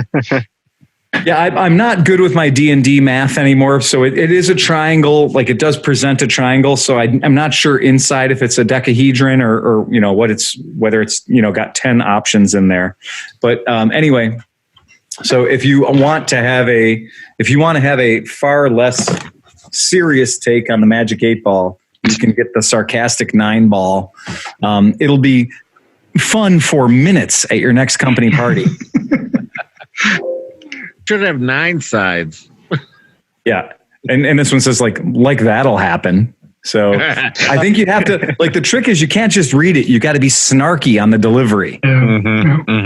So if you can't be snarky on the delivery, then do not get the sarcastic 9-ball at all. Like Cards versus Humanity. Yeah, that's a fun game. One again. That's a fantastic game. And you want to know when it's even a better game is when you play it with like your friends' 15 or 16-year-old daughters in the room. Okay. Bad parenting? I don't know. But yeah. I'm getting there. We're Jake from the Misfits, years ago, we had done a motorcycle adventure on the West Coast and we were out there visiting the Misfits and they decided to have a party in the room that we were sleeping in. And so all the Misfits were there and Jake was there. And it was kind of the first time I'd met young Jake, and she's in the Navy now, jumping out of helicopters and saving people. But young Jake was in the room and we decided to play Cards Against Humanity. And that is not the game you want to play when your buddy's there and your buddy's daughter is there. And like, this is fucking awkward with a capital awk. It's just fucking weird, man. Because like all the cards are just, if you played the game, right? Yeah, they are. And you know what? My kids wanted us to play that. Okay, so my daughter had her birthday party at this brewery. Chuck E. Cheese. Say Chuck E. Cheese. Yeah. No, it wasn't. They weren't that young. They were like 22 or whatever, 23. Say Chuck E. Cheese. It was Brick and Barrel, but it was not Chuck E. Cheese. But they started playing that game, and they're like, "You have to play, Dad." And I'm like, "I don't even know what this game's about." Right. And so I start reading these cards, and it's like, how can you not be a pervert? I mean, And I'm an old guy playing with all these young people. And then now all of a sudden I'm a pervert. I'm like, well, what am I supposed to say? I mean, I don't know. There's no way to get out of this thing because you can't not play that game and come out as being like a creepy guy in a trench coat. I just say when in Rome. let her rip. And the funny thing was Jake beat our asses. Like Jake killed us in that game because the rest of us were aware that Jake was in the room. And so we were like, fuck, man, you know, but to the kid who's 15 or 16 years old in the room, they're just game on at this point. And again, you know, I didn't think she knew what felching was. I didn't think that she should know what felching was. I thought that maybe bringing up felching would be an awkward conversation to try to explain to a young person what felching was. And you know what? She brought it up. Turns out she played that card perfectly. And this is the same person Liza had cleaning dildos, you know what I mean? Like, that's true. That's the kid's true on the level. The kid was on the level. It is a dildo-rich environment over there. It can't be as bad as my wife. We had to explain half of them to her. Oh, man, it's so tough. It's one thing to have to explain motorcycle shit to somebody. It's one thing to have to train them and teach them about like spark plugs and gas and oil and like all kinds of crazy crap. Dan earlier blew off, like we let him get away with the fact that he blew up a 4-stroke. We let that. I wanted to ask him if it was a 4-stroke or a 2-stroke. I'm going to tell you. It's a 4-stroke. It's a 4-stroke. It's a 4-stroke. Clearly a 4-stroke. Oh, I had to try hard to do it. And not only is it a 4-stroke, but it's an Indian 4-stroke. It's literally, oh, Jesus Christ, Oscar. I didn't even know you had a black pussy. Pet your cat. It's actually like blowing up your lawnmower. I mean, it can't. Well, it can if you ride it all the way to band camp and then take it to Mid-Ohio 2 weeks later and just run the fucking tits off the guy. And you're like, there's no, I never pulled a dipstick. No. Don't ever think to pull the dipstick. No. Oh God, no. Who does that? I don't even ride a bike until I pull a dipstick. I check my air pressure. I pull the dipstick every single time. I do feel like a 4-stroke 150. A 4-stroke 150 is one of those things you're like, well, there's absolutely no risk of me getting hurt or having a whole lot of fun. So the compensation for that is it will never blow up ever. You know, it's like a risk versus reward thing. And if there's no chance of you blowing up or doing big wheelies, then you're probably never gonna hurt yourself on it either. But apparently Dan blew up a Bajaj 150. Yes, I did. And actually on the way to band camp, so we rode Cincinnati out to band camp, but we took the long way. We basically followed the river and went through the southeastern part of Ohio, which is, some of the best riding. Oh yeah. I get to band camp and Matt Campbell, the guy that broke his collarbone within the first 3 hours, he goes to ride it up the hill and he's like, dude, I can't ride this thing. I'm like, well, what's going on? He said, dude, the back wheel's falling off the fucking thing. I said, what? The back wheel's falling off it? Sure as shit. Yeah. The fucking nut had worked its way off on that ride out the band. Yeah. The rear hub nut on a lot of these bikes, that is the most overlooked shit. So it is, we're not kidding. Like if you're riding an old motorcycle and it has a wheel that it's held on by a lug nut, you have absolutely got to check that shit. Like it is so important that you, that make that one of the first things you do, because why don't they make them all castle nuts with a pin?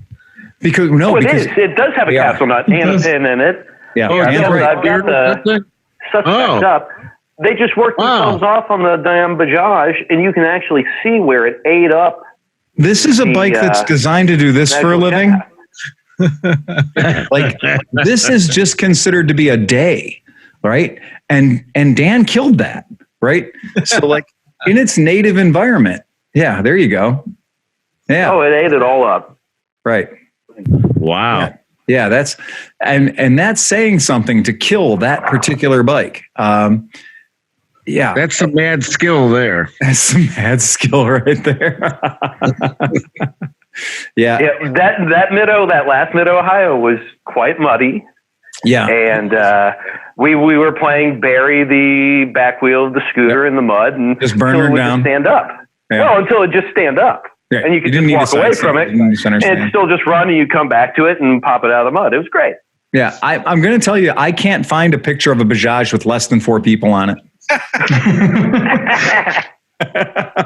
So, yeah, that is kind of an accomplishment. I mean, the hub thing, the hub thing's real.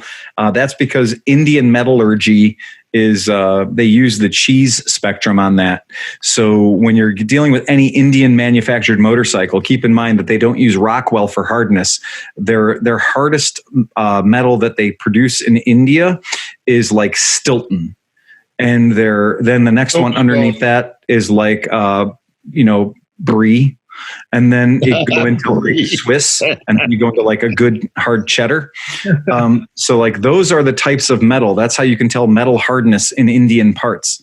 It's also how much baby wrist pressure. So if you can put like a toddler amount of pressure on a fastener before it rounds out, that's a really good Indian piece of hardware. Grade. Well, and the real struggle with trying to bring it back is the motor I got was missing stuff, so I had to move stuff over. And there are small differences in the models and the years on the motors of the Bajaj, which that's stuff no one ever really talks about, especially when you're on like the forums and stuff like that. But like random shit changes, and then finding parts has been a real joy. Well, it's done. So like for people who are thinking about having certain vintage Indian based motorcycles, it really is. It's kind of like the game is before you buy that, make sure that you can get parts to support it. Otherwise, just fucking stay away from it and don't buy it, because it is getting to the point where it's almost impossible to sustain these things. Again, can't find a picture of this scooter with less than 4 people on it. And I think if you look carefully, there's another child down here in the middle, I think, because there's an impossible number of left feet. There's just too many left feet over here. I see 5 human heads, but I see 6 left feet. So if I see 5 human heads, but 6 left feet, they either got a drinking water problem or there's another person that's like between those humans. But that's 6. And we normally only do that at rallies when we're trying to prove a point. So she had the proper side saddle technique, though. Yeah, absolutely. Right. And that might be why we saw 2 left feet. Yeah, that might have something to do with it. That makes sense. You're onto something there. Or they just found a foot on the road and they're bringing it home. Throwing the pot. You guys do know that I have a leg in my garage? Of course. Yeah. Everyone does. Yeah. I used to have a guy next to me that was a single amputee who lived next door, and he didn't make it. So for a little while, I'd look out my bedroom window and I'd see this leg standing in the driveway. There's no punchline. There's literally just a sneaker with a sock and a socket, and it's just a leg. It's just a left leg from the below the knee. Imagine, if you will, every time you look out your bedroom window, you see a leg standing on its own, unsupported. How long will it take you to call 911? My answer is 5 days. 5 days before you call 911. And I called 911 and I explained my situation, and I explained there was a leg in the driveway, and the people at 911 were nice enough to research the situation and tell me that the owner of the leg wasn't coming home to get it at any point. It's all yours. Sad. He had left the house in a configuration where the leg was no longer important, and nobody thought to come back to get it. But how did they get there? How did it get there? Like he didn't die in the driveway, right? No, I'm pretty sure I wasn't here. I don't know. But it was jettisoned at some point. I thought at some point he might have been raptured up. I thought if he was raptured up, the leg would still be there, but Well, with that logic, if synthetic materials can't get raptured, then all of his clothing would be there as well. I didn't put that much thought into it. I honestly didn't. He's a Trump supporter, so I figured anything could have happened. But I will tell you that I now have the leg in my garage because I know that leg is going to come in very handy someday. On Rapture Day. If we ever go to Mid-Ohio again, I'm bringing the fucking leg. Believe me. Can we Drink out of the leg. Drink out of the leg. Out of the big cup. Fuck yeah. You can't wash it either. It's got to be stank leg. Yeah, don't use that story in ClevelandMoto stories. Give me a second. It's like the Australians do with their boots. Like when Jack Miller podiumed and he drank out of his fucking boot. Like, what the hell was that, They should jam that leg up Chris's J. Here we go. Up the cheese. Nice try, Hoff. I like not sleeping Hoff. He's had a lot this time. Yeah, I didn't fall asleep one time. I know. It's impressive, man. I am fucking stoked over here. That's slightly tipsy, Hoff. No, I haven't even been drinking. I had like one drink. Well, what are you doing? Just leg in your Janus. Yeah. I think Phil went out to Garage Mahal to get the fucking leg. I hope so. Yep. Oh, boy. I can't wait to see it. I think we should make a drink Here we go. Big ass smile. All right, so break it out. Yeah. I don't know if I have to make noise to get this in the camera, but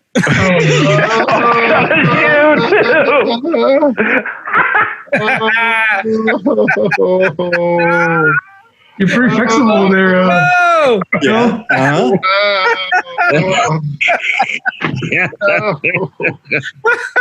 Oh.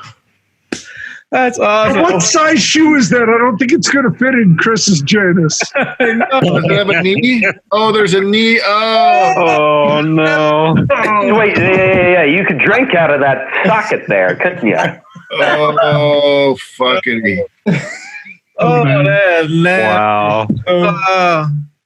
Yeah. Well, I take my thing back about drinking out of the leg, dude. No. I'm going to tell you, there is a lot. I mean, that's full of fucking jelly. I can only imagine the kind of fucking jelly it was in there. it's as deep as Chris's Janus. yeah. I'm going to tell you. Oh, you're jumping in on it now, huh? You Brute. So yeah. Oh, You probably got hit by a fucking car. Are those bullet holes in the back? The skin falling off of it. Yes. Oh, nasty. Yeah. I'm going to tell you too. There is a bit of an aroma, and this has been in the garage seasoning for a while. It's been on the healing shelf for a minute.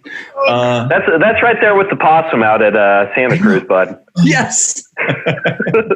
So we have a leg. Got a leg up on the competition. I think so. We better leg it over to the barrel races. Dude, you should make that ClevelandMoto's mascot and just always have that outside of the shop and just let people ask questions. Yeah, like the Isle of Man has the 3-leg thing. You'll just have the one single leg. Phil. And just pose it on random bikes in the shop, Oh my God, Phil! Did you just walk over and get it? Just pick it up? This thing had been sitting in the driveway for 5 days. 5 days. Nick, I'm going to tell you, I've made some decisions in my life. Some better than others. I don't have my street's not a very, very big street. We don't have a lot of houses on the street. It's a very old street. It's been around for a long time. We have maybe 30 total, 30 houses all the way to the other end.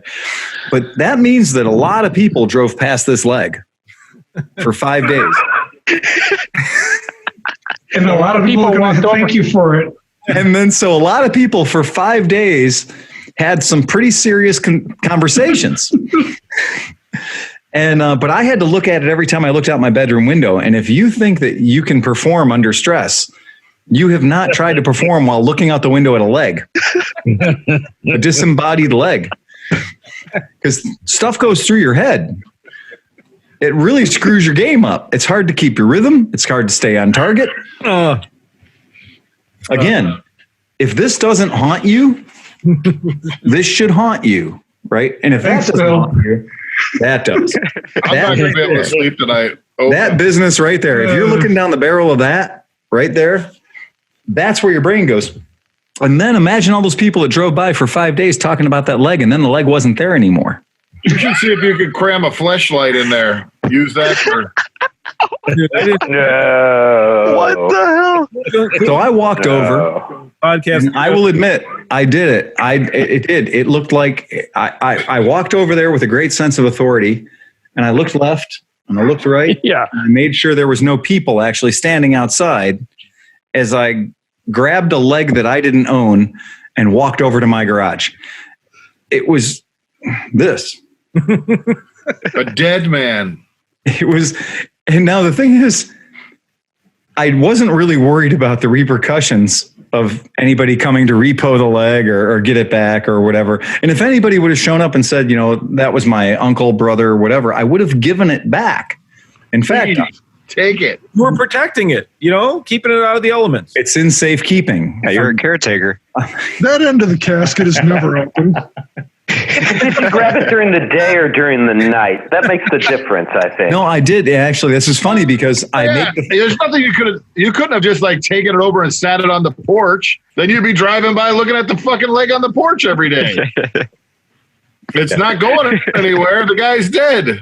It's not going to walk itself home or fucking whatever. I will look at the evidence of a crime for 5 days before doing something about it. That's how bad of a human being I am.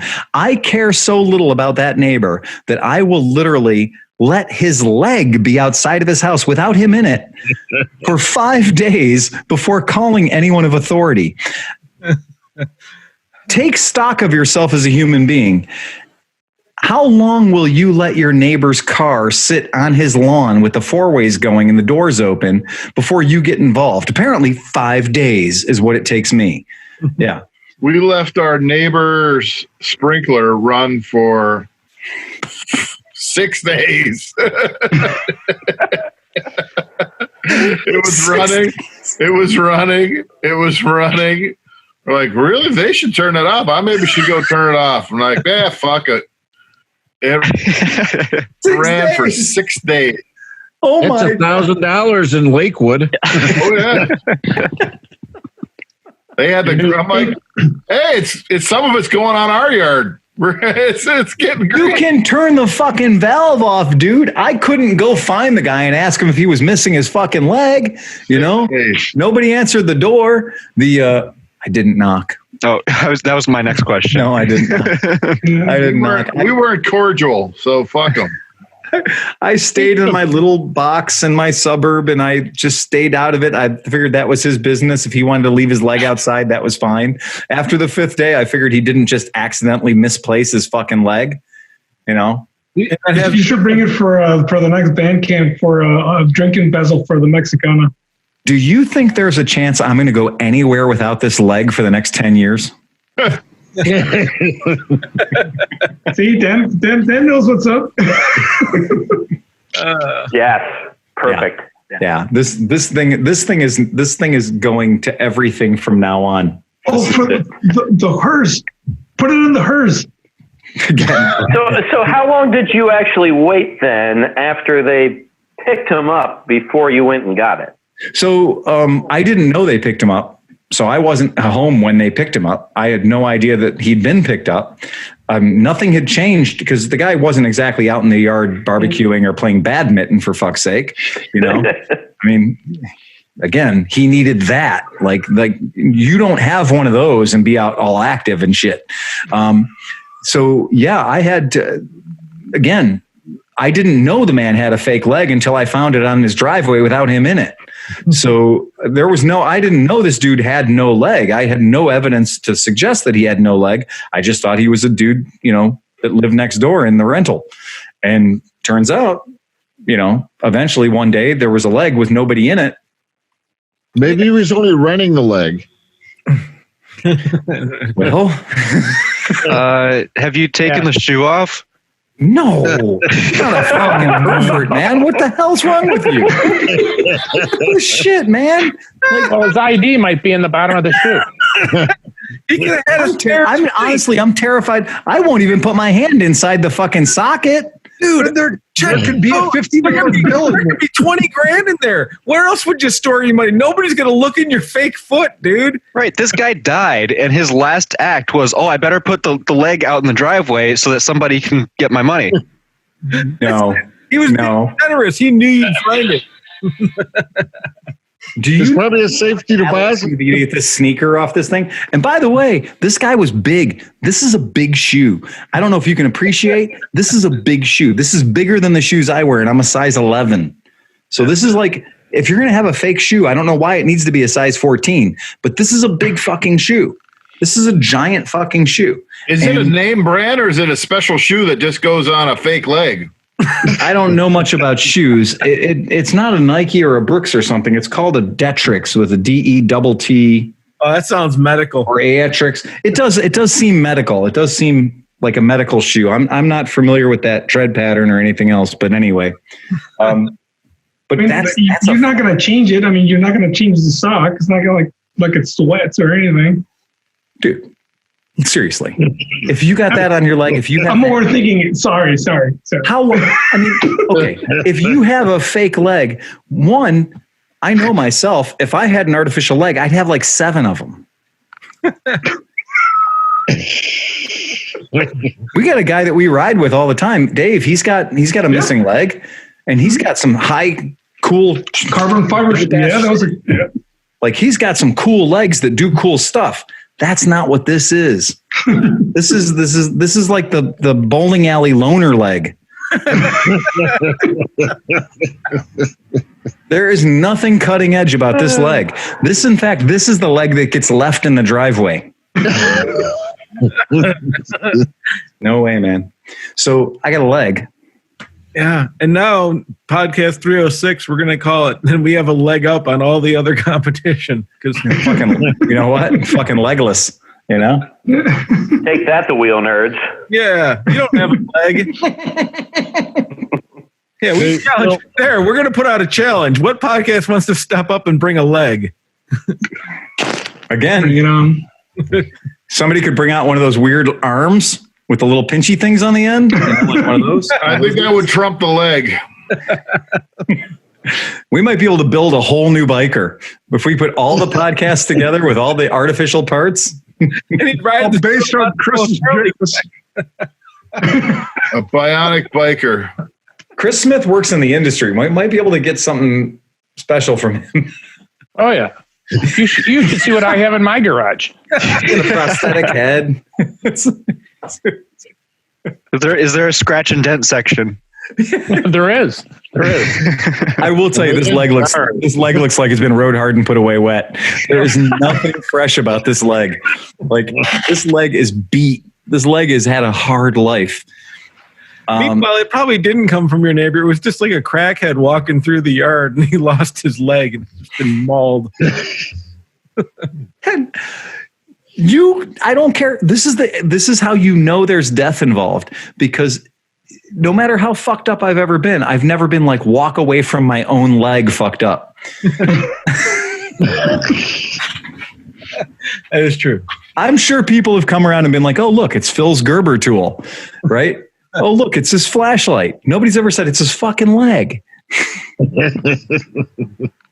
I've left weird shit at rallies. I've left my jacket at rallies. I've left my hat at rallies. I've left a toolbox at a rally. I've never, ever left anywhere and left my fucking leg behind. Well, that's a possibility now. Good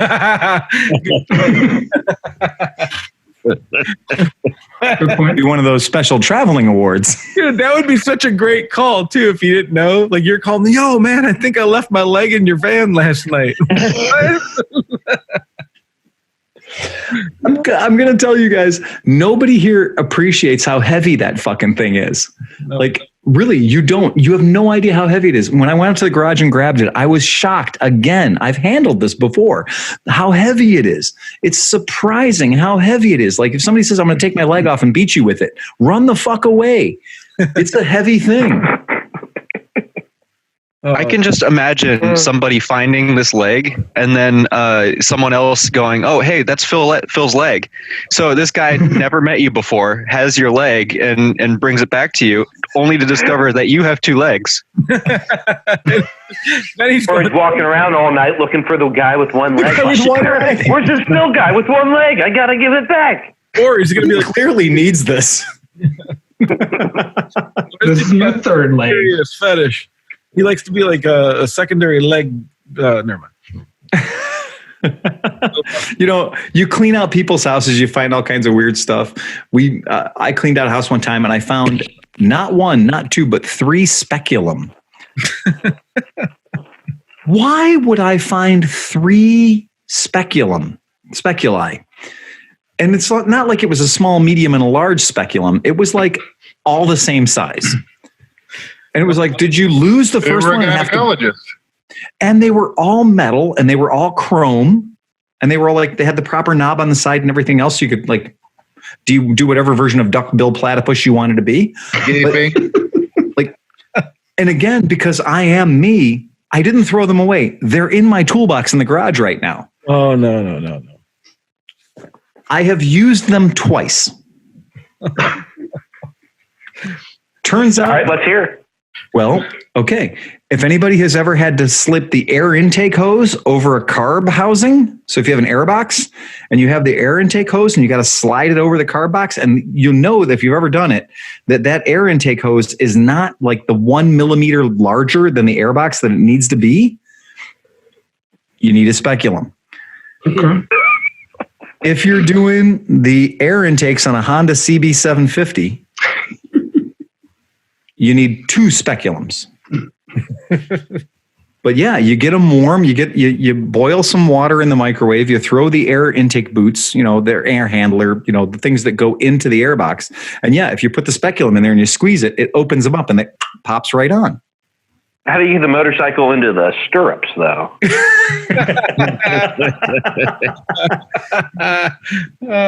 Sorry, Miss CB750. Are you sexually active? Oh my God! Yeah, but they're in my toolbox right now. I mean, if you go out there, I thought speculi was the plural of speculum. Or don't you want to speculate? I don't want to speculate. Or is it speculus? It was. Do not stare directly into the speculus. But yeah, I found 3 speculi, or like where Steve's from, speculators. That's the locational designation of the speculi. But yeah, so it's like I just find weird stuff. I'm going to hang on to it. I got a full set of embalming tools, like all the tools that you need to embalm a body. Check. I got them. Got them all. Got everything you'd need. Pro car. Apparently, if you go to a hearse rally and you win, that's what you can win. A complete boxed set of embalming tools. Right. Somewhere around here, no garage is complete without them. Embalming sit. And they're mounted on a nice case. They're mounted in a nice display case, and so they're all right there. Yeah. So that's cool. That's fun. Yeah. Would you guys? Here's a kind of a cool. This is one of my favorite motorcycle manuals. This is a Honda manual for a CX500. Everything's backwards, but it's kind of it's like this groovy thing going on, and it has this little character. Like, okay, well, first of all, it's like stuff like this. It's got cartoons in it. And then it's got, like the guy, this is what you will look like. See how there's fire? Oh my God, that one's good. Why is there fire coming out of his ass? And why is he smoking?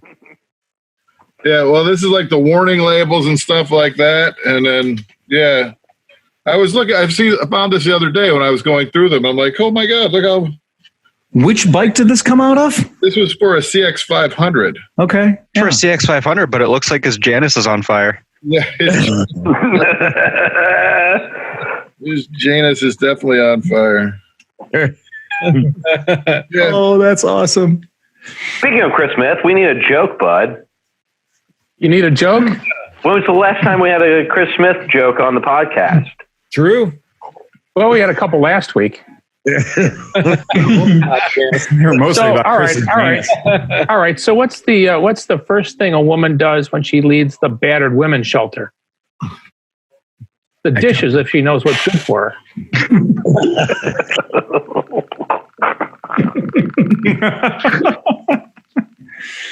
I would have said she would jumps in the fryer. I don't get no. That's pretty. Oh man. So a priest, a minister, and a rabbi want to see who's best at his job. So they each go to the woods, find a bear, and attempt to convert it. Later, they get together. The priest begins, I found the bear. I read to him from the catechism, sprinkled him with holy water, and next week is his first communion. I found a bear by the stream, says the minister, and preached God's holy word. The bear was so mesmerized that he let me baptize him. They both looked down at the rabbi, who's laying on a gurney in a body cast. Yeah. Looking back, he says, maybe I shouldn't have started with a circumcision.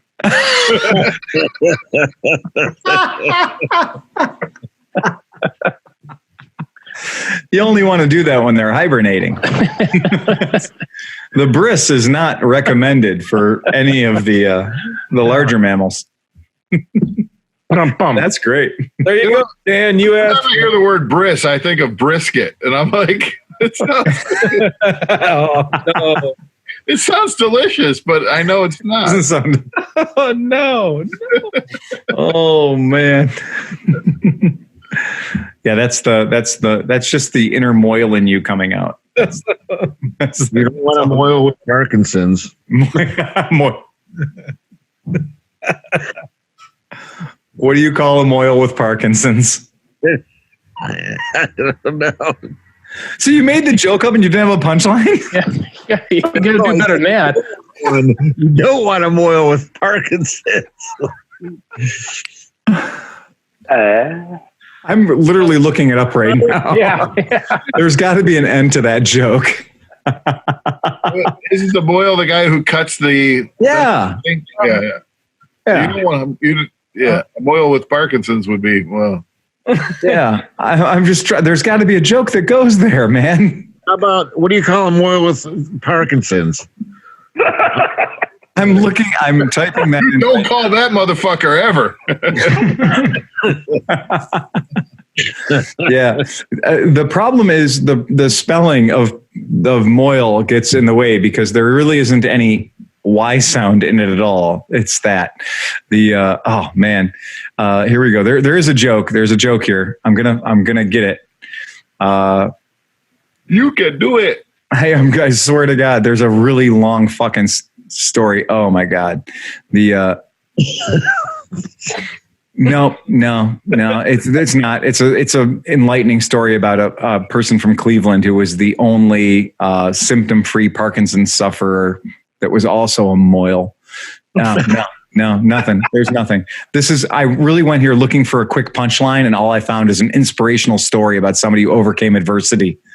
No, total fail. Yeah. Yeah. Total fail. Yeah. There's nothing there. There needs to be a joke, and that would be yeah. There's a one-liner that's like, well, that's the last time I'll ever hire a moil with Parkinson's, but that's not really a joke. That's just sad. But yeah. Anyway. Yeah. Wow. Yeah. There you go. That's it. So yeah, that's it. And a lot of people didn't know there was an oral component. We grew up on the east side, and remember Lakeland Boulevard, there was this bar, speaking of physical oddities, and there was a two-headed cow in this bar. Yes. Do you remember that? I absolutely. Yes. What was the name of that bar? I can't remember the name of the bar. I cannot tell you. I do believe that. Oh shit! It was just like a one word. It was just a name though. It was just like a name of the bar. But that cow was in like a glass case up on the shelf. Remember that? Yep, up on the shelf. And for people who do feel the need to just know that the internet can solve all your problems, there you go. That's it. That's all we got. Wow. That's it. That's it. I didn't do that. That was already there. I didn't make that. I didn't create that. That was already there. That's the proof. What do they call that? Rule 34? I don't know, Phil. It kind of looks like you made it. Yeah, that's a different one. What is that? Oscar, you're a computer person. Is that called Rule 34 or? No, that's a different one. It's a different one. That is a different rule. Yeah, it's a different rule. Yeah, I can't remember what the rule is. Oh shit.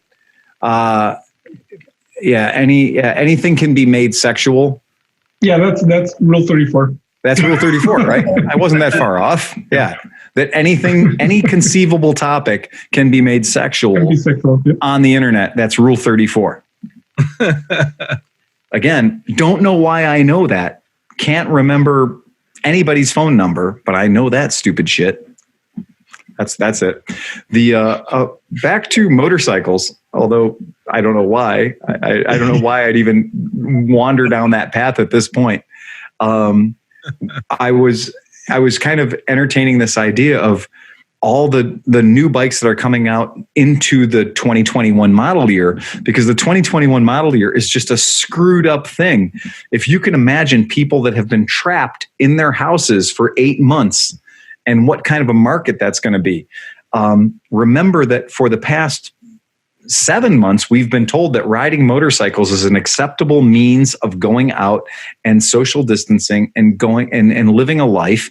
And so, yeah, motorcycle dealers across America did extraordinarily well over the past 8 months, for the most part, if they were allowed to do business. Now, that being said, a lot of people also are going to be operating by maybe April, on how many months of no income. Mm-hmm. So everybody who thought that this thing was going to be short and they were going to be getting this extra $600 a week of unemployment and maybe $1,200 stimulus check and all that stuff. But like the glory days of the beginning of the pandemic are long gone. And now we're having to get into the reality of people that have been kind of sitting on their ass for a long time and people aren't paying them anymore. And it's a very strange thing to be talking to people in the motorcycle industry, wondering where shit is going to go in April or May. And is it going to be, yeah, you know what, I should finally buy that camper, or I should finally buy that boat, or I should finally buy that motorcycle? Or is it going to be, I'd really like to buy food. You know, I'd really like to pay the bills. I'd really like to, be able to pay for this, keep making payments on the camper that I bought last April when I thought this would all blow over in 2 to 3 months. Or how many foreclosed on my motorcycle I bought last year? Exactly. Yeah, exactly. And that's really, I've been talking to a bunch of other people who do this for a living, and it's strange, but I think there's a certain degree of fear that this thing was an anomaly, this explosion of people buying bikes. It's all going to come home, and it's going to be like it's going to be like waking up the morning after, when you're going to be like, oh my God, my wallet's empty. I've got a Tyrannosaurus in bed next to me, and I just don't know what the hell happened, but I think I had a good time. And that's where I see us being in April or May. I don't think that we're going to be heading headlong into yet another year of amazing motorcycle sales.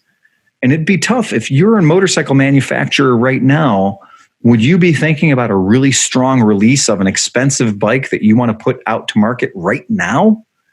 Ah, man. I would go with the small displacement, cheap small displacement bikes, because that might be a standard transportation for a lot of these people that aren't going to be able to afford to buy a car. Right. That's true. It's a good alternative for a car for 6 months around here. I mean, you could ride a monkey into Cleveland easily. Yeah. Or, whatever. You could ride a Vespa scooter or whatever. It would be a very economical way of saving money and having not having a car payment, having a third of a car payment, and being able to have transportation. Jesus Christ, do you think for the first time in the history of motorcycles for a very, very long time, people would actually be buying a motorcycle because it was practical? That's what I think. I think this is what's coming, because you're going to also have an administration that's going to lean towards electric and towards economy. So I think you're going to see gas prices increase. You're going to see cities go the way of Cleveland, where they're making it harder and harder for a four-wheeled car to make it through the city, where it's easier to make it through Cleveland on a scooter. Oh yeah, absolutely. So I think maybe you might see a heyday of scooters and small displacement bikes and electric bikes, especially in the next 4 years. Versus like the big displacement bikes. So I would put my money on small displacement and electric bikes. So Chris recently got a ridiculous deal on a 1400cc Moto Guzzi. I mean, beyond any argument, the deal he got on that on the California is obscene. It's crazy good, the deal he got. We recently had somebody trade in an 1800cc Yamaha Royal Star, fuel injected, all the majesty, like it's a perfect brand new condition bike.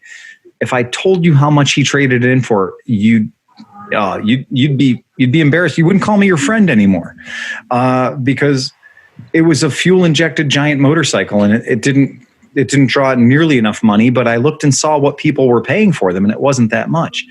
So these big giant cruisers where you can get a ton of bang for your buck, there's not a lot of money behind them right now. And that tells me the money's somewhere else. The deal Chris got on that California, that Moto Guzzi, everybody that heard about that deal was like, dude, if you don't buy that, I'm going to buy that. It's just too much bike for not enough money. Right. And it's very strange that there's a lot of interest and there's a lot of energy behind smaller bikes right now. The big bikes, they're not.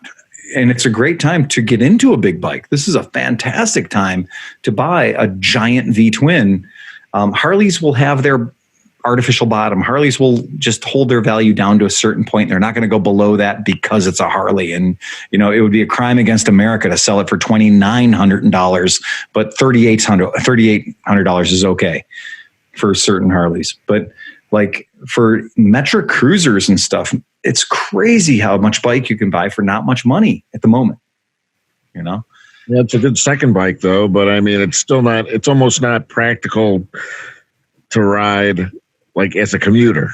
Well, how come I'm the only bike I'm excited about looking at is the freaking Trail 125, So like, that's the only bike at the moment when I look at all the things that are being offered in the market as being, hey, come and buy this cool thing. The only one I'm looking at going, I would like to add something to my stable. And the only thing with the 2021 on it that I would add to my stable right now is the Trail 125. I kind of like I like what they did with the CRF 300 Rally. You read my mind. I just read the whole article on it. Are they calling that a rally raid, or is that just a rally? No, it's a rally. It's their rally. It's like a CRF 250L rally, but they bumped the displacement to 300. It's got 20% more torque. The rally, they put a much bigger fuel tank on. Oh, it looks like it would be almost 3.5 gallon tank. It's bumped up to 27 horsepower and 19 foot-pounds of torque, which doesn't seem spectacular, but it's a good bit more than it was. And yeah, it was interesting. Yeah, I was looking. I mean, the CT 125 and the Rally. I like it. Yeah, I mean that's funny that's the kind of stuff that I'm looking at that going, yeah, that's cool. I'd be all over that. Like that seems like it'd be a fun bike to have around, and it would be functional and it would get the job done. Like you said, 3.5 gallon gas tank. I mean, that's completely practical. There's 31 horsepower in this article. Okay. Yeah. I mean, That's something you could. Did they announce it like an MSRP for this? Or? Oh, I wish the headlights didn't make it look like you'd been drinking. Still got the goofy headlights, yeah. What the fuck, man? Seriously. 600, 5,900. 59. The headlights on that thing look like for the Beaker from 300? Muppets.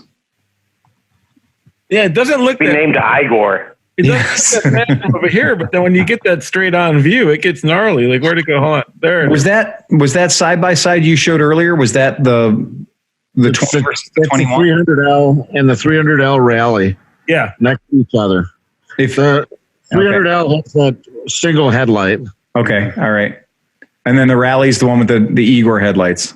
Wait, it has a higher. It's a higher, like more suspension. Yeah. They, 11 and a half over 10. They gained an inch and a half. 11 and a half over 10. All right. Yeah.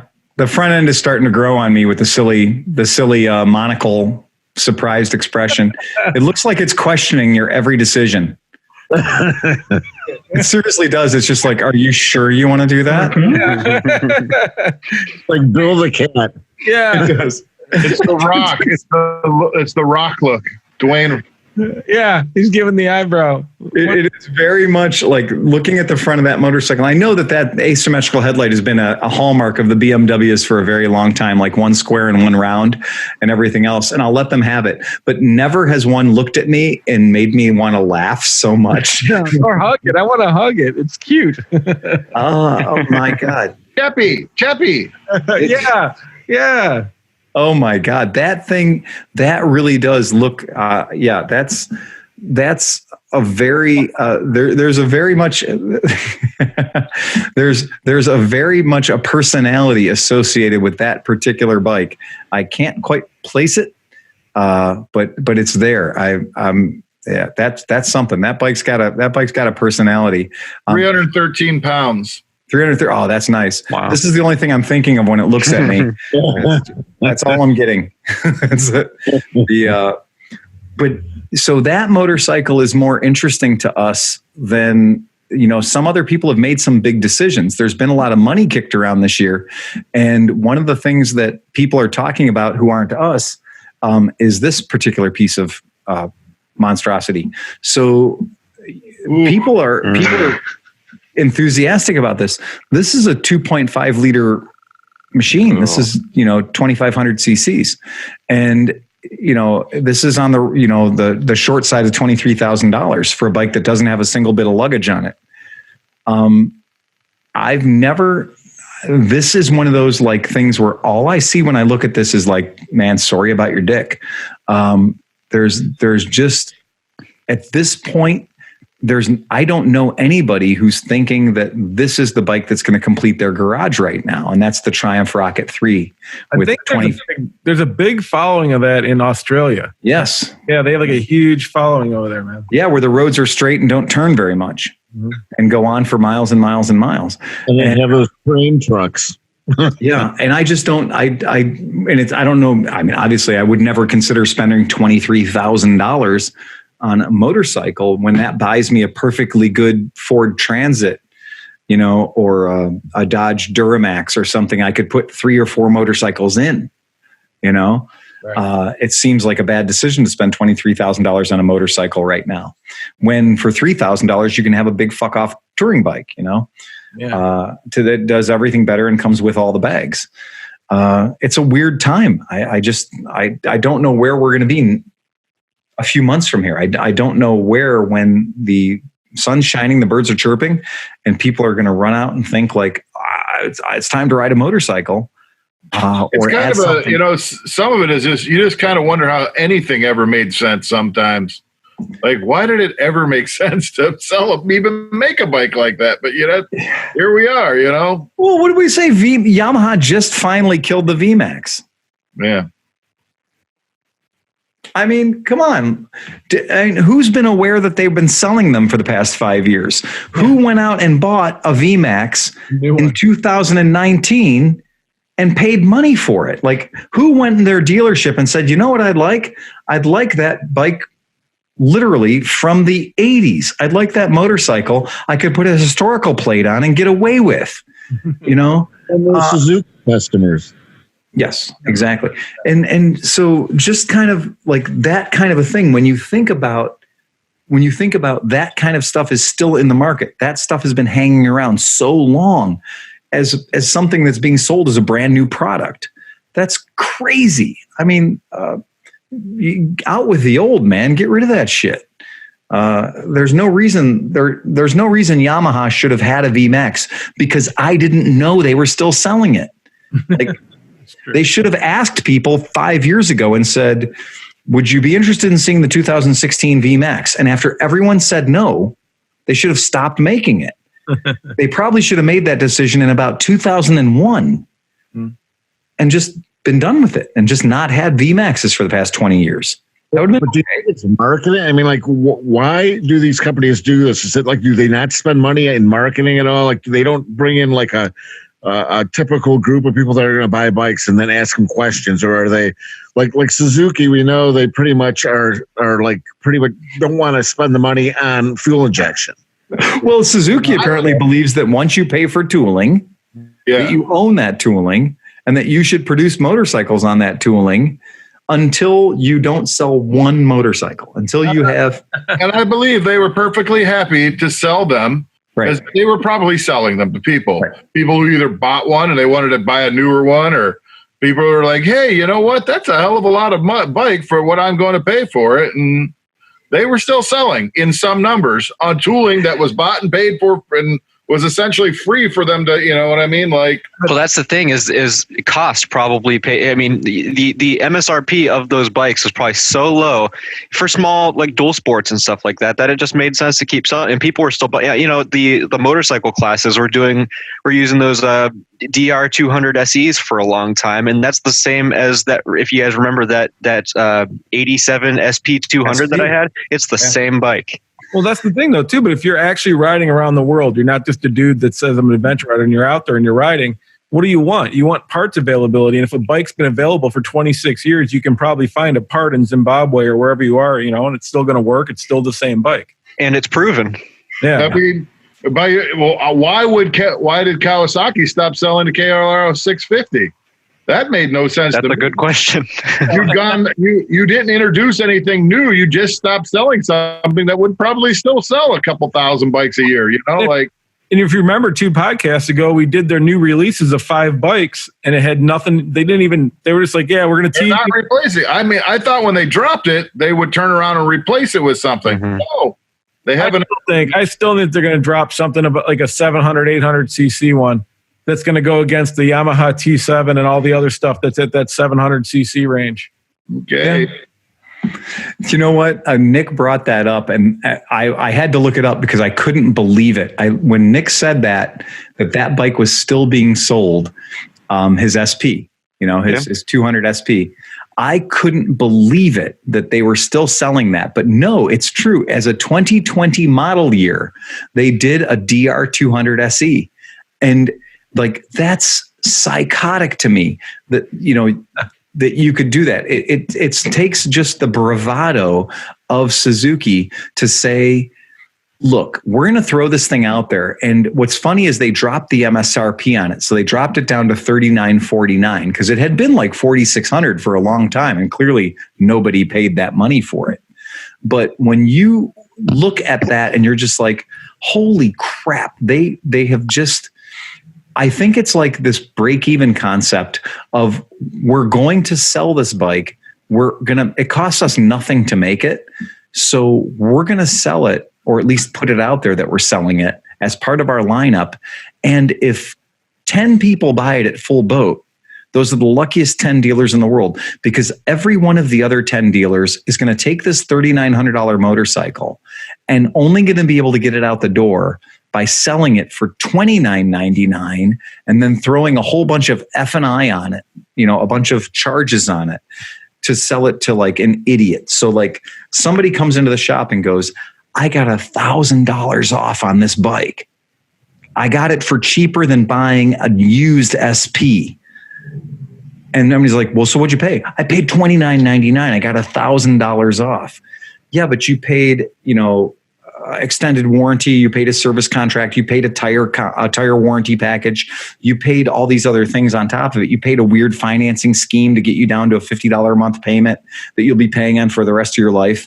Mm-hmm. And like all this voodoo that happens in the F&I office, I think that's the only reason that bike exists, because I can't imagine anybody's going in and paying full retail for that 40-year-old motorcycle. I think the first year for the 200 was 86. Yeah, I think you're right.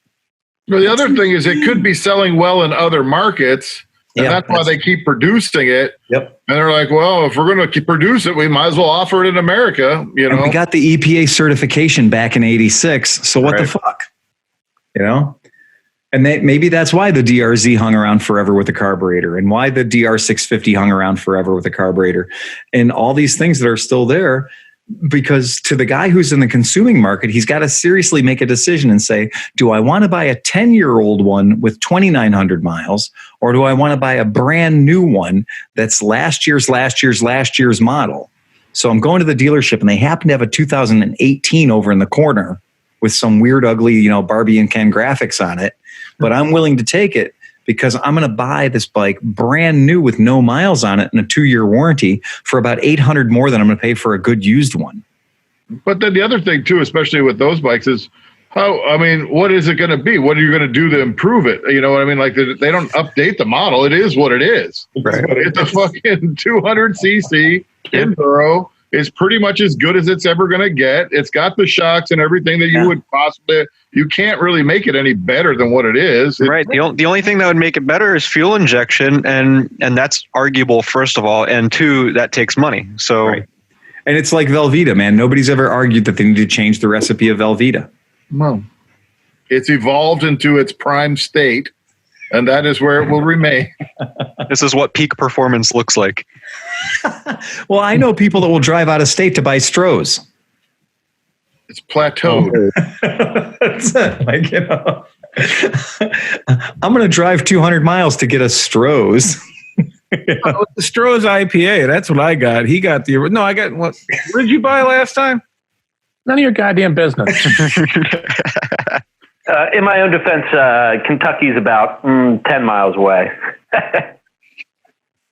But it's that kind of a crazy thing where it's like, okay, what do you buy when you're considering this kind of thing? When you're making a decision about that, how can these guys trot that out? We're going to make fun of them. We're going to absolutely make fun of you. If you bring the same bike out for 36 years in a row, we're probably going to make fun of you about it. And, it is silly when you go into some of these motorcycle shows and you go into the Suzuki hangar, and they bring it out and you go in there and you're like, Jesus Christ, I think Suzuki brought 93 bikes to this show. And you're like, my God, that is the Suzuki catalog. I thought it was a Suzuki museum. You walk up to the bike and you're like, oh, that's really clean. That's amazing. That's pretty cool. That should have historical plates on it. And like, no, that's brand new. It's fresh. That's 2020. I don't have a problem with a bike like that's out and they're not saying that it's new. It's what they've been building. But Suzuki tries to make these old bikes seem like it's new, like that ridiculous, like you push the starter button and it starts.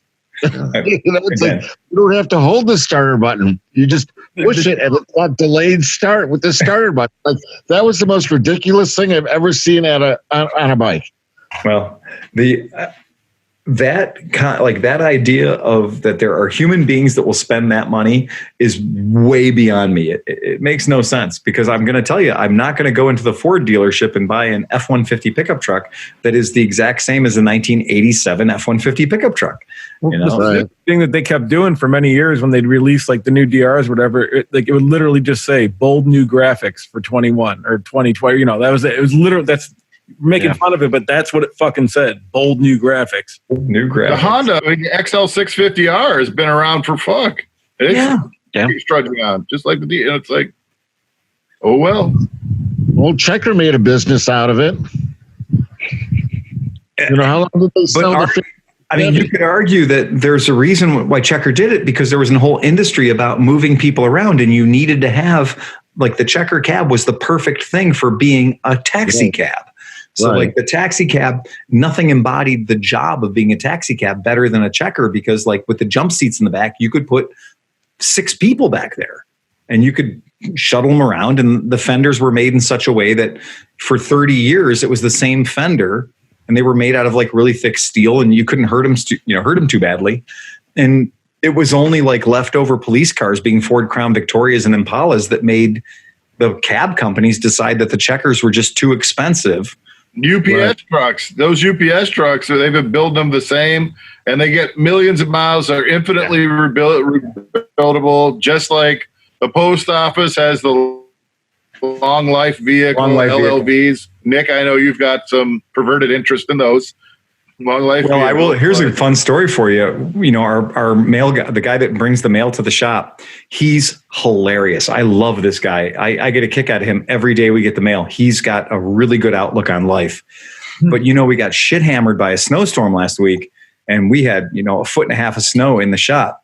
And so we're out there with the snow blowers trying to clear off like a respectable little path of, just to get into our store. And we're going to clear the sidewalk, but the whole main part of the parking area was completely unplowed and deep as fuck. And this was very heavy snow, like really like the kind of snow that just grabs you and doesn't let go. And this guy has one of those long life vehicles, and I assume they're rear wheel drive. I mean, it's a hilarious the mail trucks are hilarious. When I was a kid growing up, they were Jeeps. Yeah. And the reason they were Jeeps is because it was a government produced contract vehicle. But in addition to that, they were like these rugged little things that could go anywhere. The long life vehicles look like a Lego car, right? Like the front wheels and the back wheels aren't on the same track, and it's a weird vehicle. But he bombed into my driveway. He bombed into the shop's parking area, and just with complete disregard for any sort of I'm ever going to leave here ever again. He just wanted to get as close to my door as he could get, so he'd have to walk the least number of steps to deliver our like parcels on a day where if anybody showed up, extra credit. Nobody needed to show up that day. But he made it a point to really show us how good he was going to do at his approach speed. And he landed that thing so far downrange. I was impressed, and got out and gave me the mail and got back in. And I was like, there's no chance in shit you're getting out of here. Not on the government issue, USPS issue tires that are, just mostly bald. To his credit, he got wheel speed up so high that I just think that it was a gyroscopic effect, mostly moving it, as opposed to actually being any sort of traction.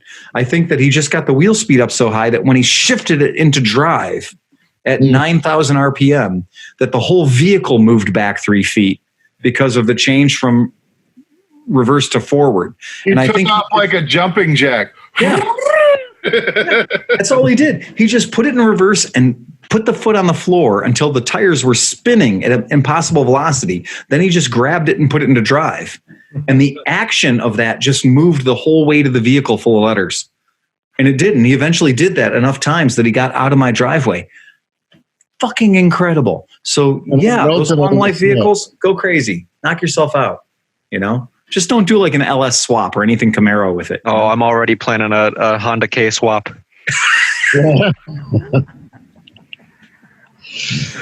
You guys saw we got that Ape in the shop that we're taking all apart, the Prosecco van thing. And, this thing is a Vespa 3-wheeler. It's got a 180cc 2-stroke piston-ported motor in the way back part of it. And the box has been like custom fabricated, and it's really heavy.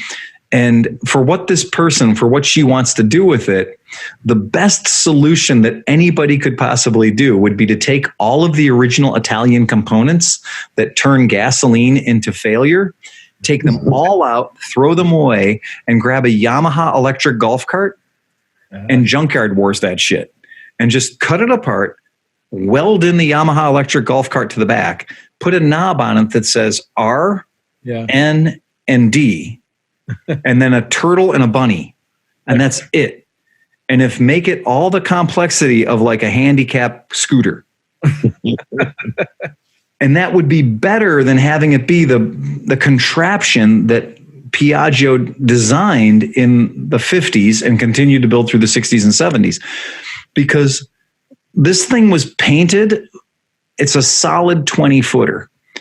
But the wiring and the cabling and everything that was done, somebody cut a hole in the top of the gas tank. And then for some reason, I still can't figure out why they cut a hole in the top of the gas tank, but this thing has been leaching gas out of it since the day it showed up in my shop. And then they welded the thing back together. And then because it was leaking oil, they decided to put silicone RTV all around where they welded. Because that's going to work with gas. Of course it is. Yeah. Everything on this thing is just horrible, lowest bidder, done by... I'm not even going to tell you, I don't think it was done in Italy. She told me that she believes it was made in Spain, but I'm thinking this was done in Greece. And I'm not trying to throw the entire country of Greece under the bus, but I do watch the Discovery Channel. I do watch the History Channel, and weird things happen in Greece. Like it's strange there, you know, and Greek mechanics, just the whole concept of a Greek mechanic scares the shit out of me. So that's what I think is going on with this particular vehicle. And I've just pissed off all of our Greek listeners, but whatever. All four of them. I'm sorry, but what's happening in this particular thing, it's frightening that anybody sold it to this unsuspecting victim for as much money as changed hands. And yeah, I would be thrilled to just totally just take all the parts that came from Italy away and replace it with golf cart components that came from Japan, and then just throw 3 batteries in it and be like, you're good. Did you tell her that? We had a discussion about this at one point, and because she doesn't think she's going to have this thing forever, she wants to preserve the originality of it, the historical originality, for the next person who's going to buy it. But meanwhile, like, look, it's a 2-stroke with 50s technology that was made in the 70s, and it's been cobbled together, and it's all cable operated. And like, there's like 900 ways this thing can go wrong, and only one way it can work right. I was just thinking about, they were going to put bottles, like glass bottles next to each other in the back of this thing, and then drive it over grass or something to get to where they're going with a 2-stroke with 4-speed. Yeah. That ain't happening, man. This thing is just like, you know, like Oscar's saying, like we've all played this game before. I've owned Apes before.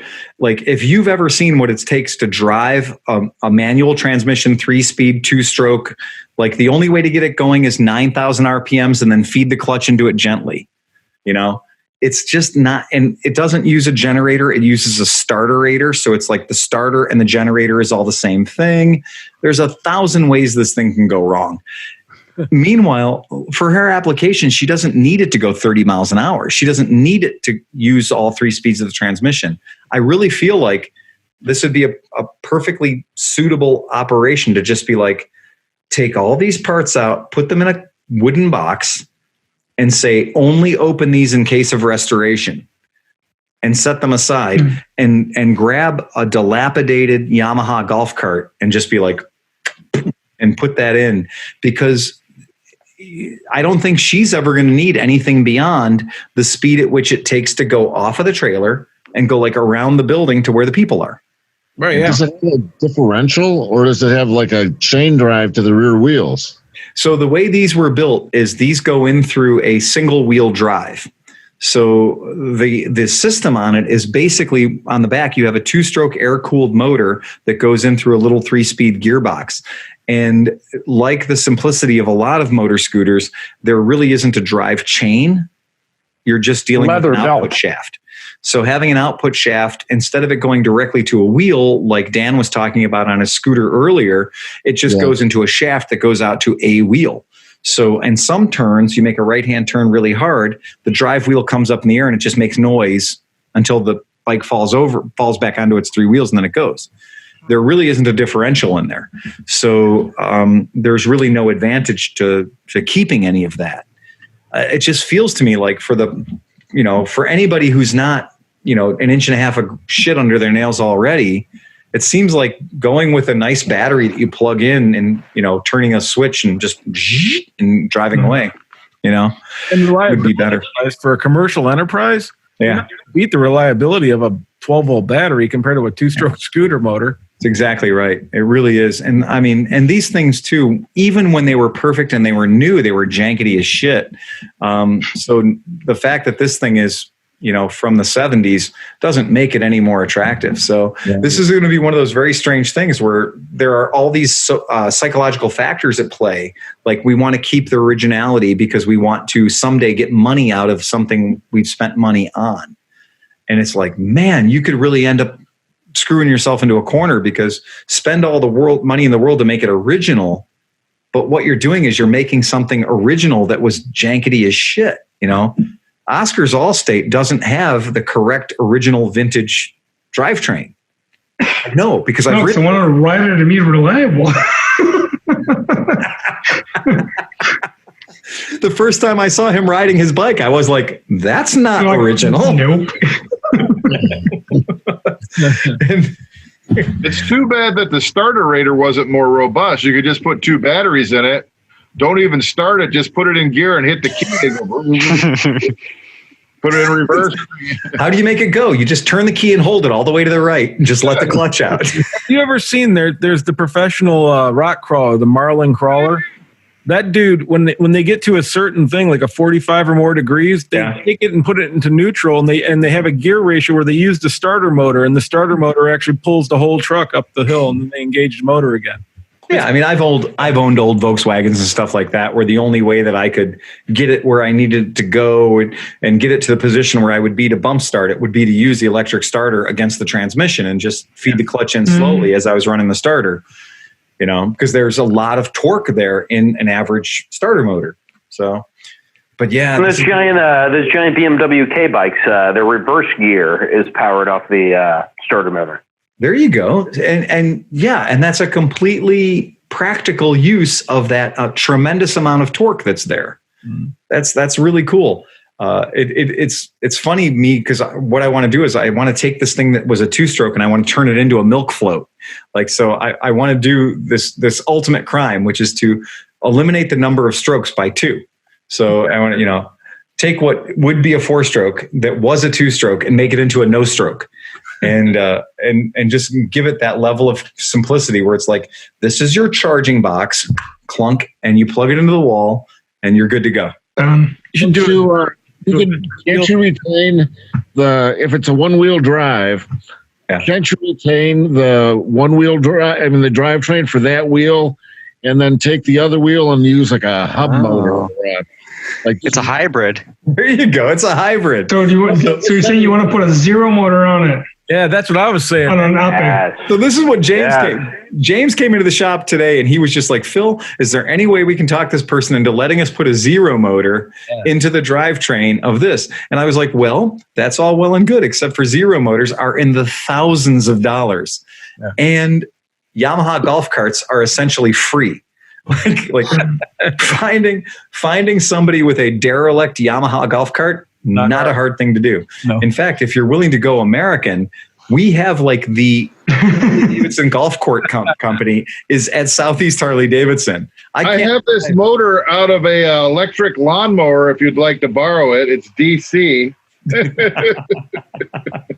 There's a gem on GovDeals right now that doesn't have a display, but has the whole drivetrain intact for $120. There you go. And a gem will go 30 miles an hour. Right. So that would be a drivetrain. I mean, you could probably use a motor from that to do that, I would think. Oh, of course. Of course. And you don't need to have any of the display. You don't need to have anything else. And the gem will go faster than the Vespa Ape would go when it was in nominal operating condition when it was brand new.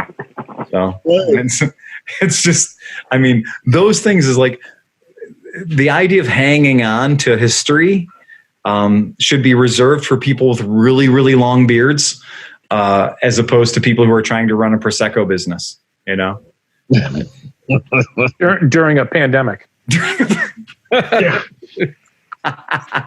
Oh, the mechanics today said the best thing that ever happened to this particular operation was the COVID virus, because this person was under the impression that she had spent all this money on something that was essentially running and it was essentially good to go.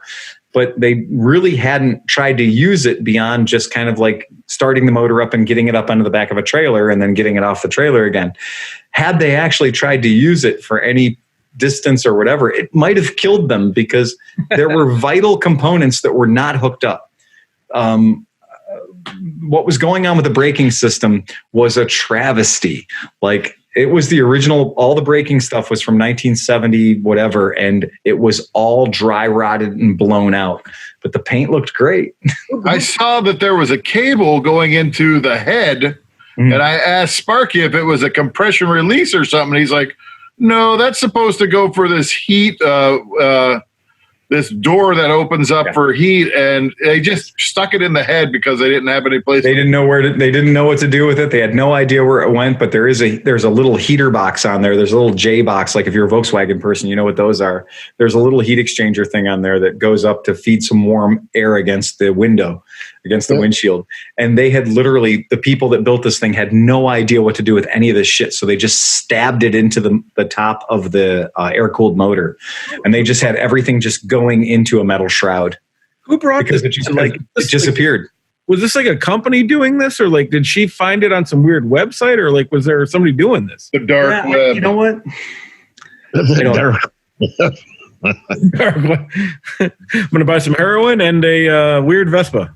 I don't know. And for those of us that have been in the industry a long time, there have been Vietnamese made copies of various different cult vehicles. So like if you're into weird old cars, like mini mokes. So if you're into mini mokes, there are companies that are building mini mokes that look like a mini moke. But look a mini moke up. Somebody pull it up and whatever. It's somebody. You see them all over in Europe. They're great. Yeah. So mini mokes are really fun and they're really cool. But the thing is that Mini didn't build them to be durable like that UPS we were talking about earlier. Mini built them to be cheap and ultimately disposable. So there are a number of fun, exotic, weird cars that mini mokes are one of them, and the other one is a Fiat Jolly. And so there are these cool little cars. There's a mini moke, and there are more mini mokes. There are more mini mokes on the road today than were ever built by the companies, or the companies that built them, Austin and Morris and all the companies that did it. So if you look in here where it says down there, it says the mini moke is back. That's because it's being remanufactured in Asian countries. The mini moke is back and it's electric. That's not the vehicle that was made in England. It's not. It's an Asian built something, right? And there are no shortage of people that want to drive that, right? And there have been a number of people building those, sometimes with license and sometimes without license. And that goes the same for the Fiat Jolly. So do a Google search for the Fiat Jolly. We know a guy who's got the corner on the Fiat Jolly market. And these little fuckers right here, these little Fiat Jollies, they're worth a fortune. These things go for giant money, and all it is a baby Fiat. It's a Fiat 500, but it's a cabana version. It's it's for the nautical environment. The plane, exactly. So the Fiat Jolly is just to get people from the dock back to the hotel or back to the resort, and it's for places where it doesn't ever rain or snow. And these things are worth a fortune. Well, we have a friend that remanufactures those in Vietnam and sells them to people for giant piles of money.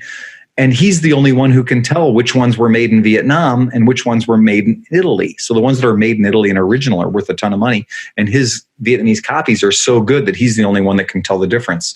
So when Fiat has their annual Fiat celebration of little cars, they fly him over so he can judge the contest, because he knows his own parts. He knows the parts that he's making in Vietnam. So this is that kind of a thing. When we talk about all of the replicas there have been replica BMW motorcycles. Chinese have built them. The Russians have built them. A couple of different East German companies have built these replicas of BMW motorcycles. Niepner and Ural and Chengjiang, there's the Chinese company that did it. And then with Vespas, there's loads of replica Vespas out there. Well, now there's loads of replica standard Honda bikes, right? I mean, we've all seen replicas of monkey bikes. We've all seen replicas of CT 70s, Trail 70s. So the even even the 400, that's sort of a replica, isn't it? It is, absolutely. It's a replica, for sure it is. And so that's that strange thing where if you're looking in the industry, there is this thing to like, well, I want this look. Do I want to get the original and restore it and make it perfect and make it great? Or am I just selling the look? Is the look enough? And I think in the instance when you're just trying to sell somebody a champagne flute full of Prosecco, I think the look is enough. I don't think it needs to smell like two-stroke. I don't think that's a critical part of it. I don't think pushing it to its destination is part of the charm. I have to admit, though, seeing like a cotillion going on with the smelly ass, like two-stroke blowing smoke on everybody riding through the thing kind of makes me happy in a way.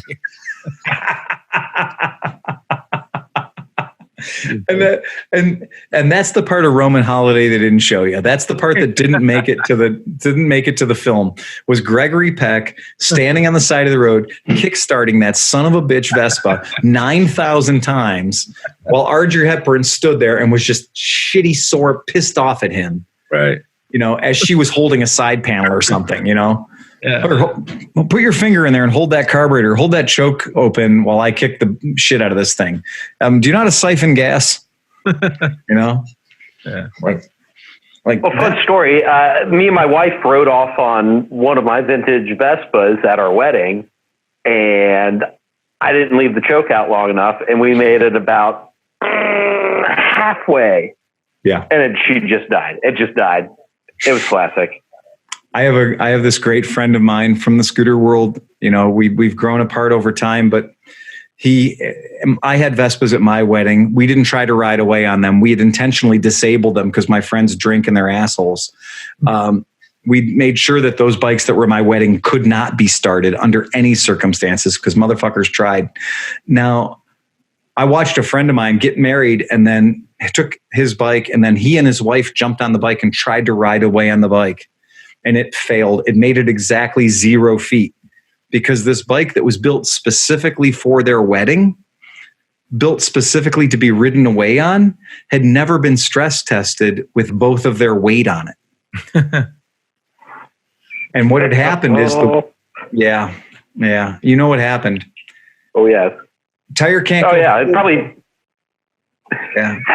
The tire can't go forward when it's locked at its top of its, and so if she got off the back, it would go, but if she got on, it wouldn't go. That's a terrible look. Honey, just jog alongside, would you? Yeah. So, and we've all done the picture, like the picture the photographers love where I'm on the Vespa and Merritt's like pushing the Vespa, that like comical, like I'm bump starting you in my wedding dress kind of thing. I know many people who have that picture hanging on their wall of them at their wedding staging that particular shot. But in this case, it wasn't staged. If he was on the bike alone, he could pull away. But the second she got on it, it didn't happen. Now, it could have been the difference between him and 10 pounds more, or a difference between him and whatever she was. It didn't matter, because what happens is from that point on, you're fighting an uphill battle. You'll never win that one. No, I don't care if your wife weighs 96 pounds. You're never going to win that battle. That's it. With her on it, it didn't go. So it's not a good look. So make sure you test that out. If you're going to have ride away on something, put them both on. Yeah. I have done sidecar motorcycles and sidecar scooters for people at their weddings and taken them away from their wedding on the sidecar rig. Very cool, right? Very cool. Make sure the person that you're doing that with is dialed in on sidecars. If they're not dialed in on sidecars, make her get on the back and he gets in the bucket. It's still a good photo op, and you can be the chauffeur driving them away. It's fine. But if they're not dialed in on sidecars and you think they're just going to jump on the bike and figure out a sidecar, no. It is going to end ugly and weird and probably upside down. It's not going to be cool. Yeah, not going to be great. Yeah, it's totally not cool. So that's that. Anybody got anything good coming up? No. So do you think that we should do a Cleveland Moto gift guide for Christmas? Yeah, why not? We have time. Okay. What does that mean? Come up with ideas. What do you want for Christmas? Yeah. Woof. Let's say I used the gift guide a few years ago and got one of those brass scrapers for my window. Yeah. Yes. Life-changing. It's so life-changing. So it just peels the frost off, and you're amazing. Great recommendation. Yeah, that was. So I think based on that alone, based on Dan's recommendation, based on his confirmation that we have changed his life through our gift guide, that's that's enough. I'm cool with that. So come up with a low dollar gift, a medium dollar gift, and a high dollar gift. And what you think is a high dollar gift is going to tell people a lot about you.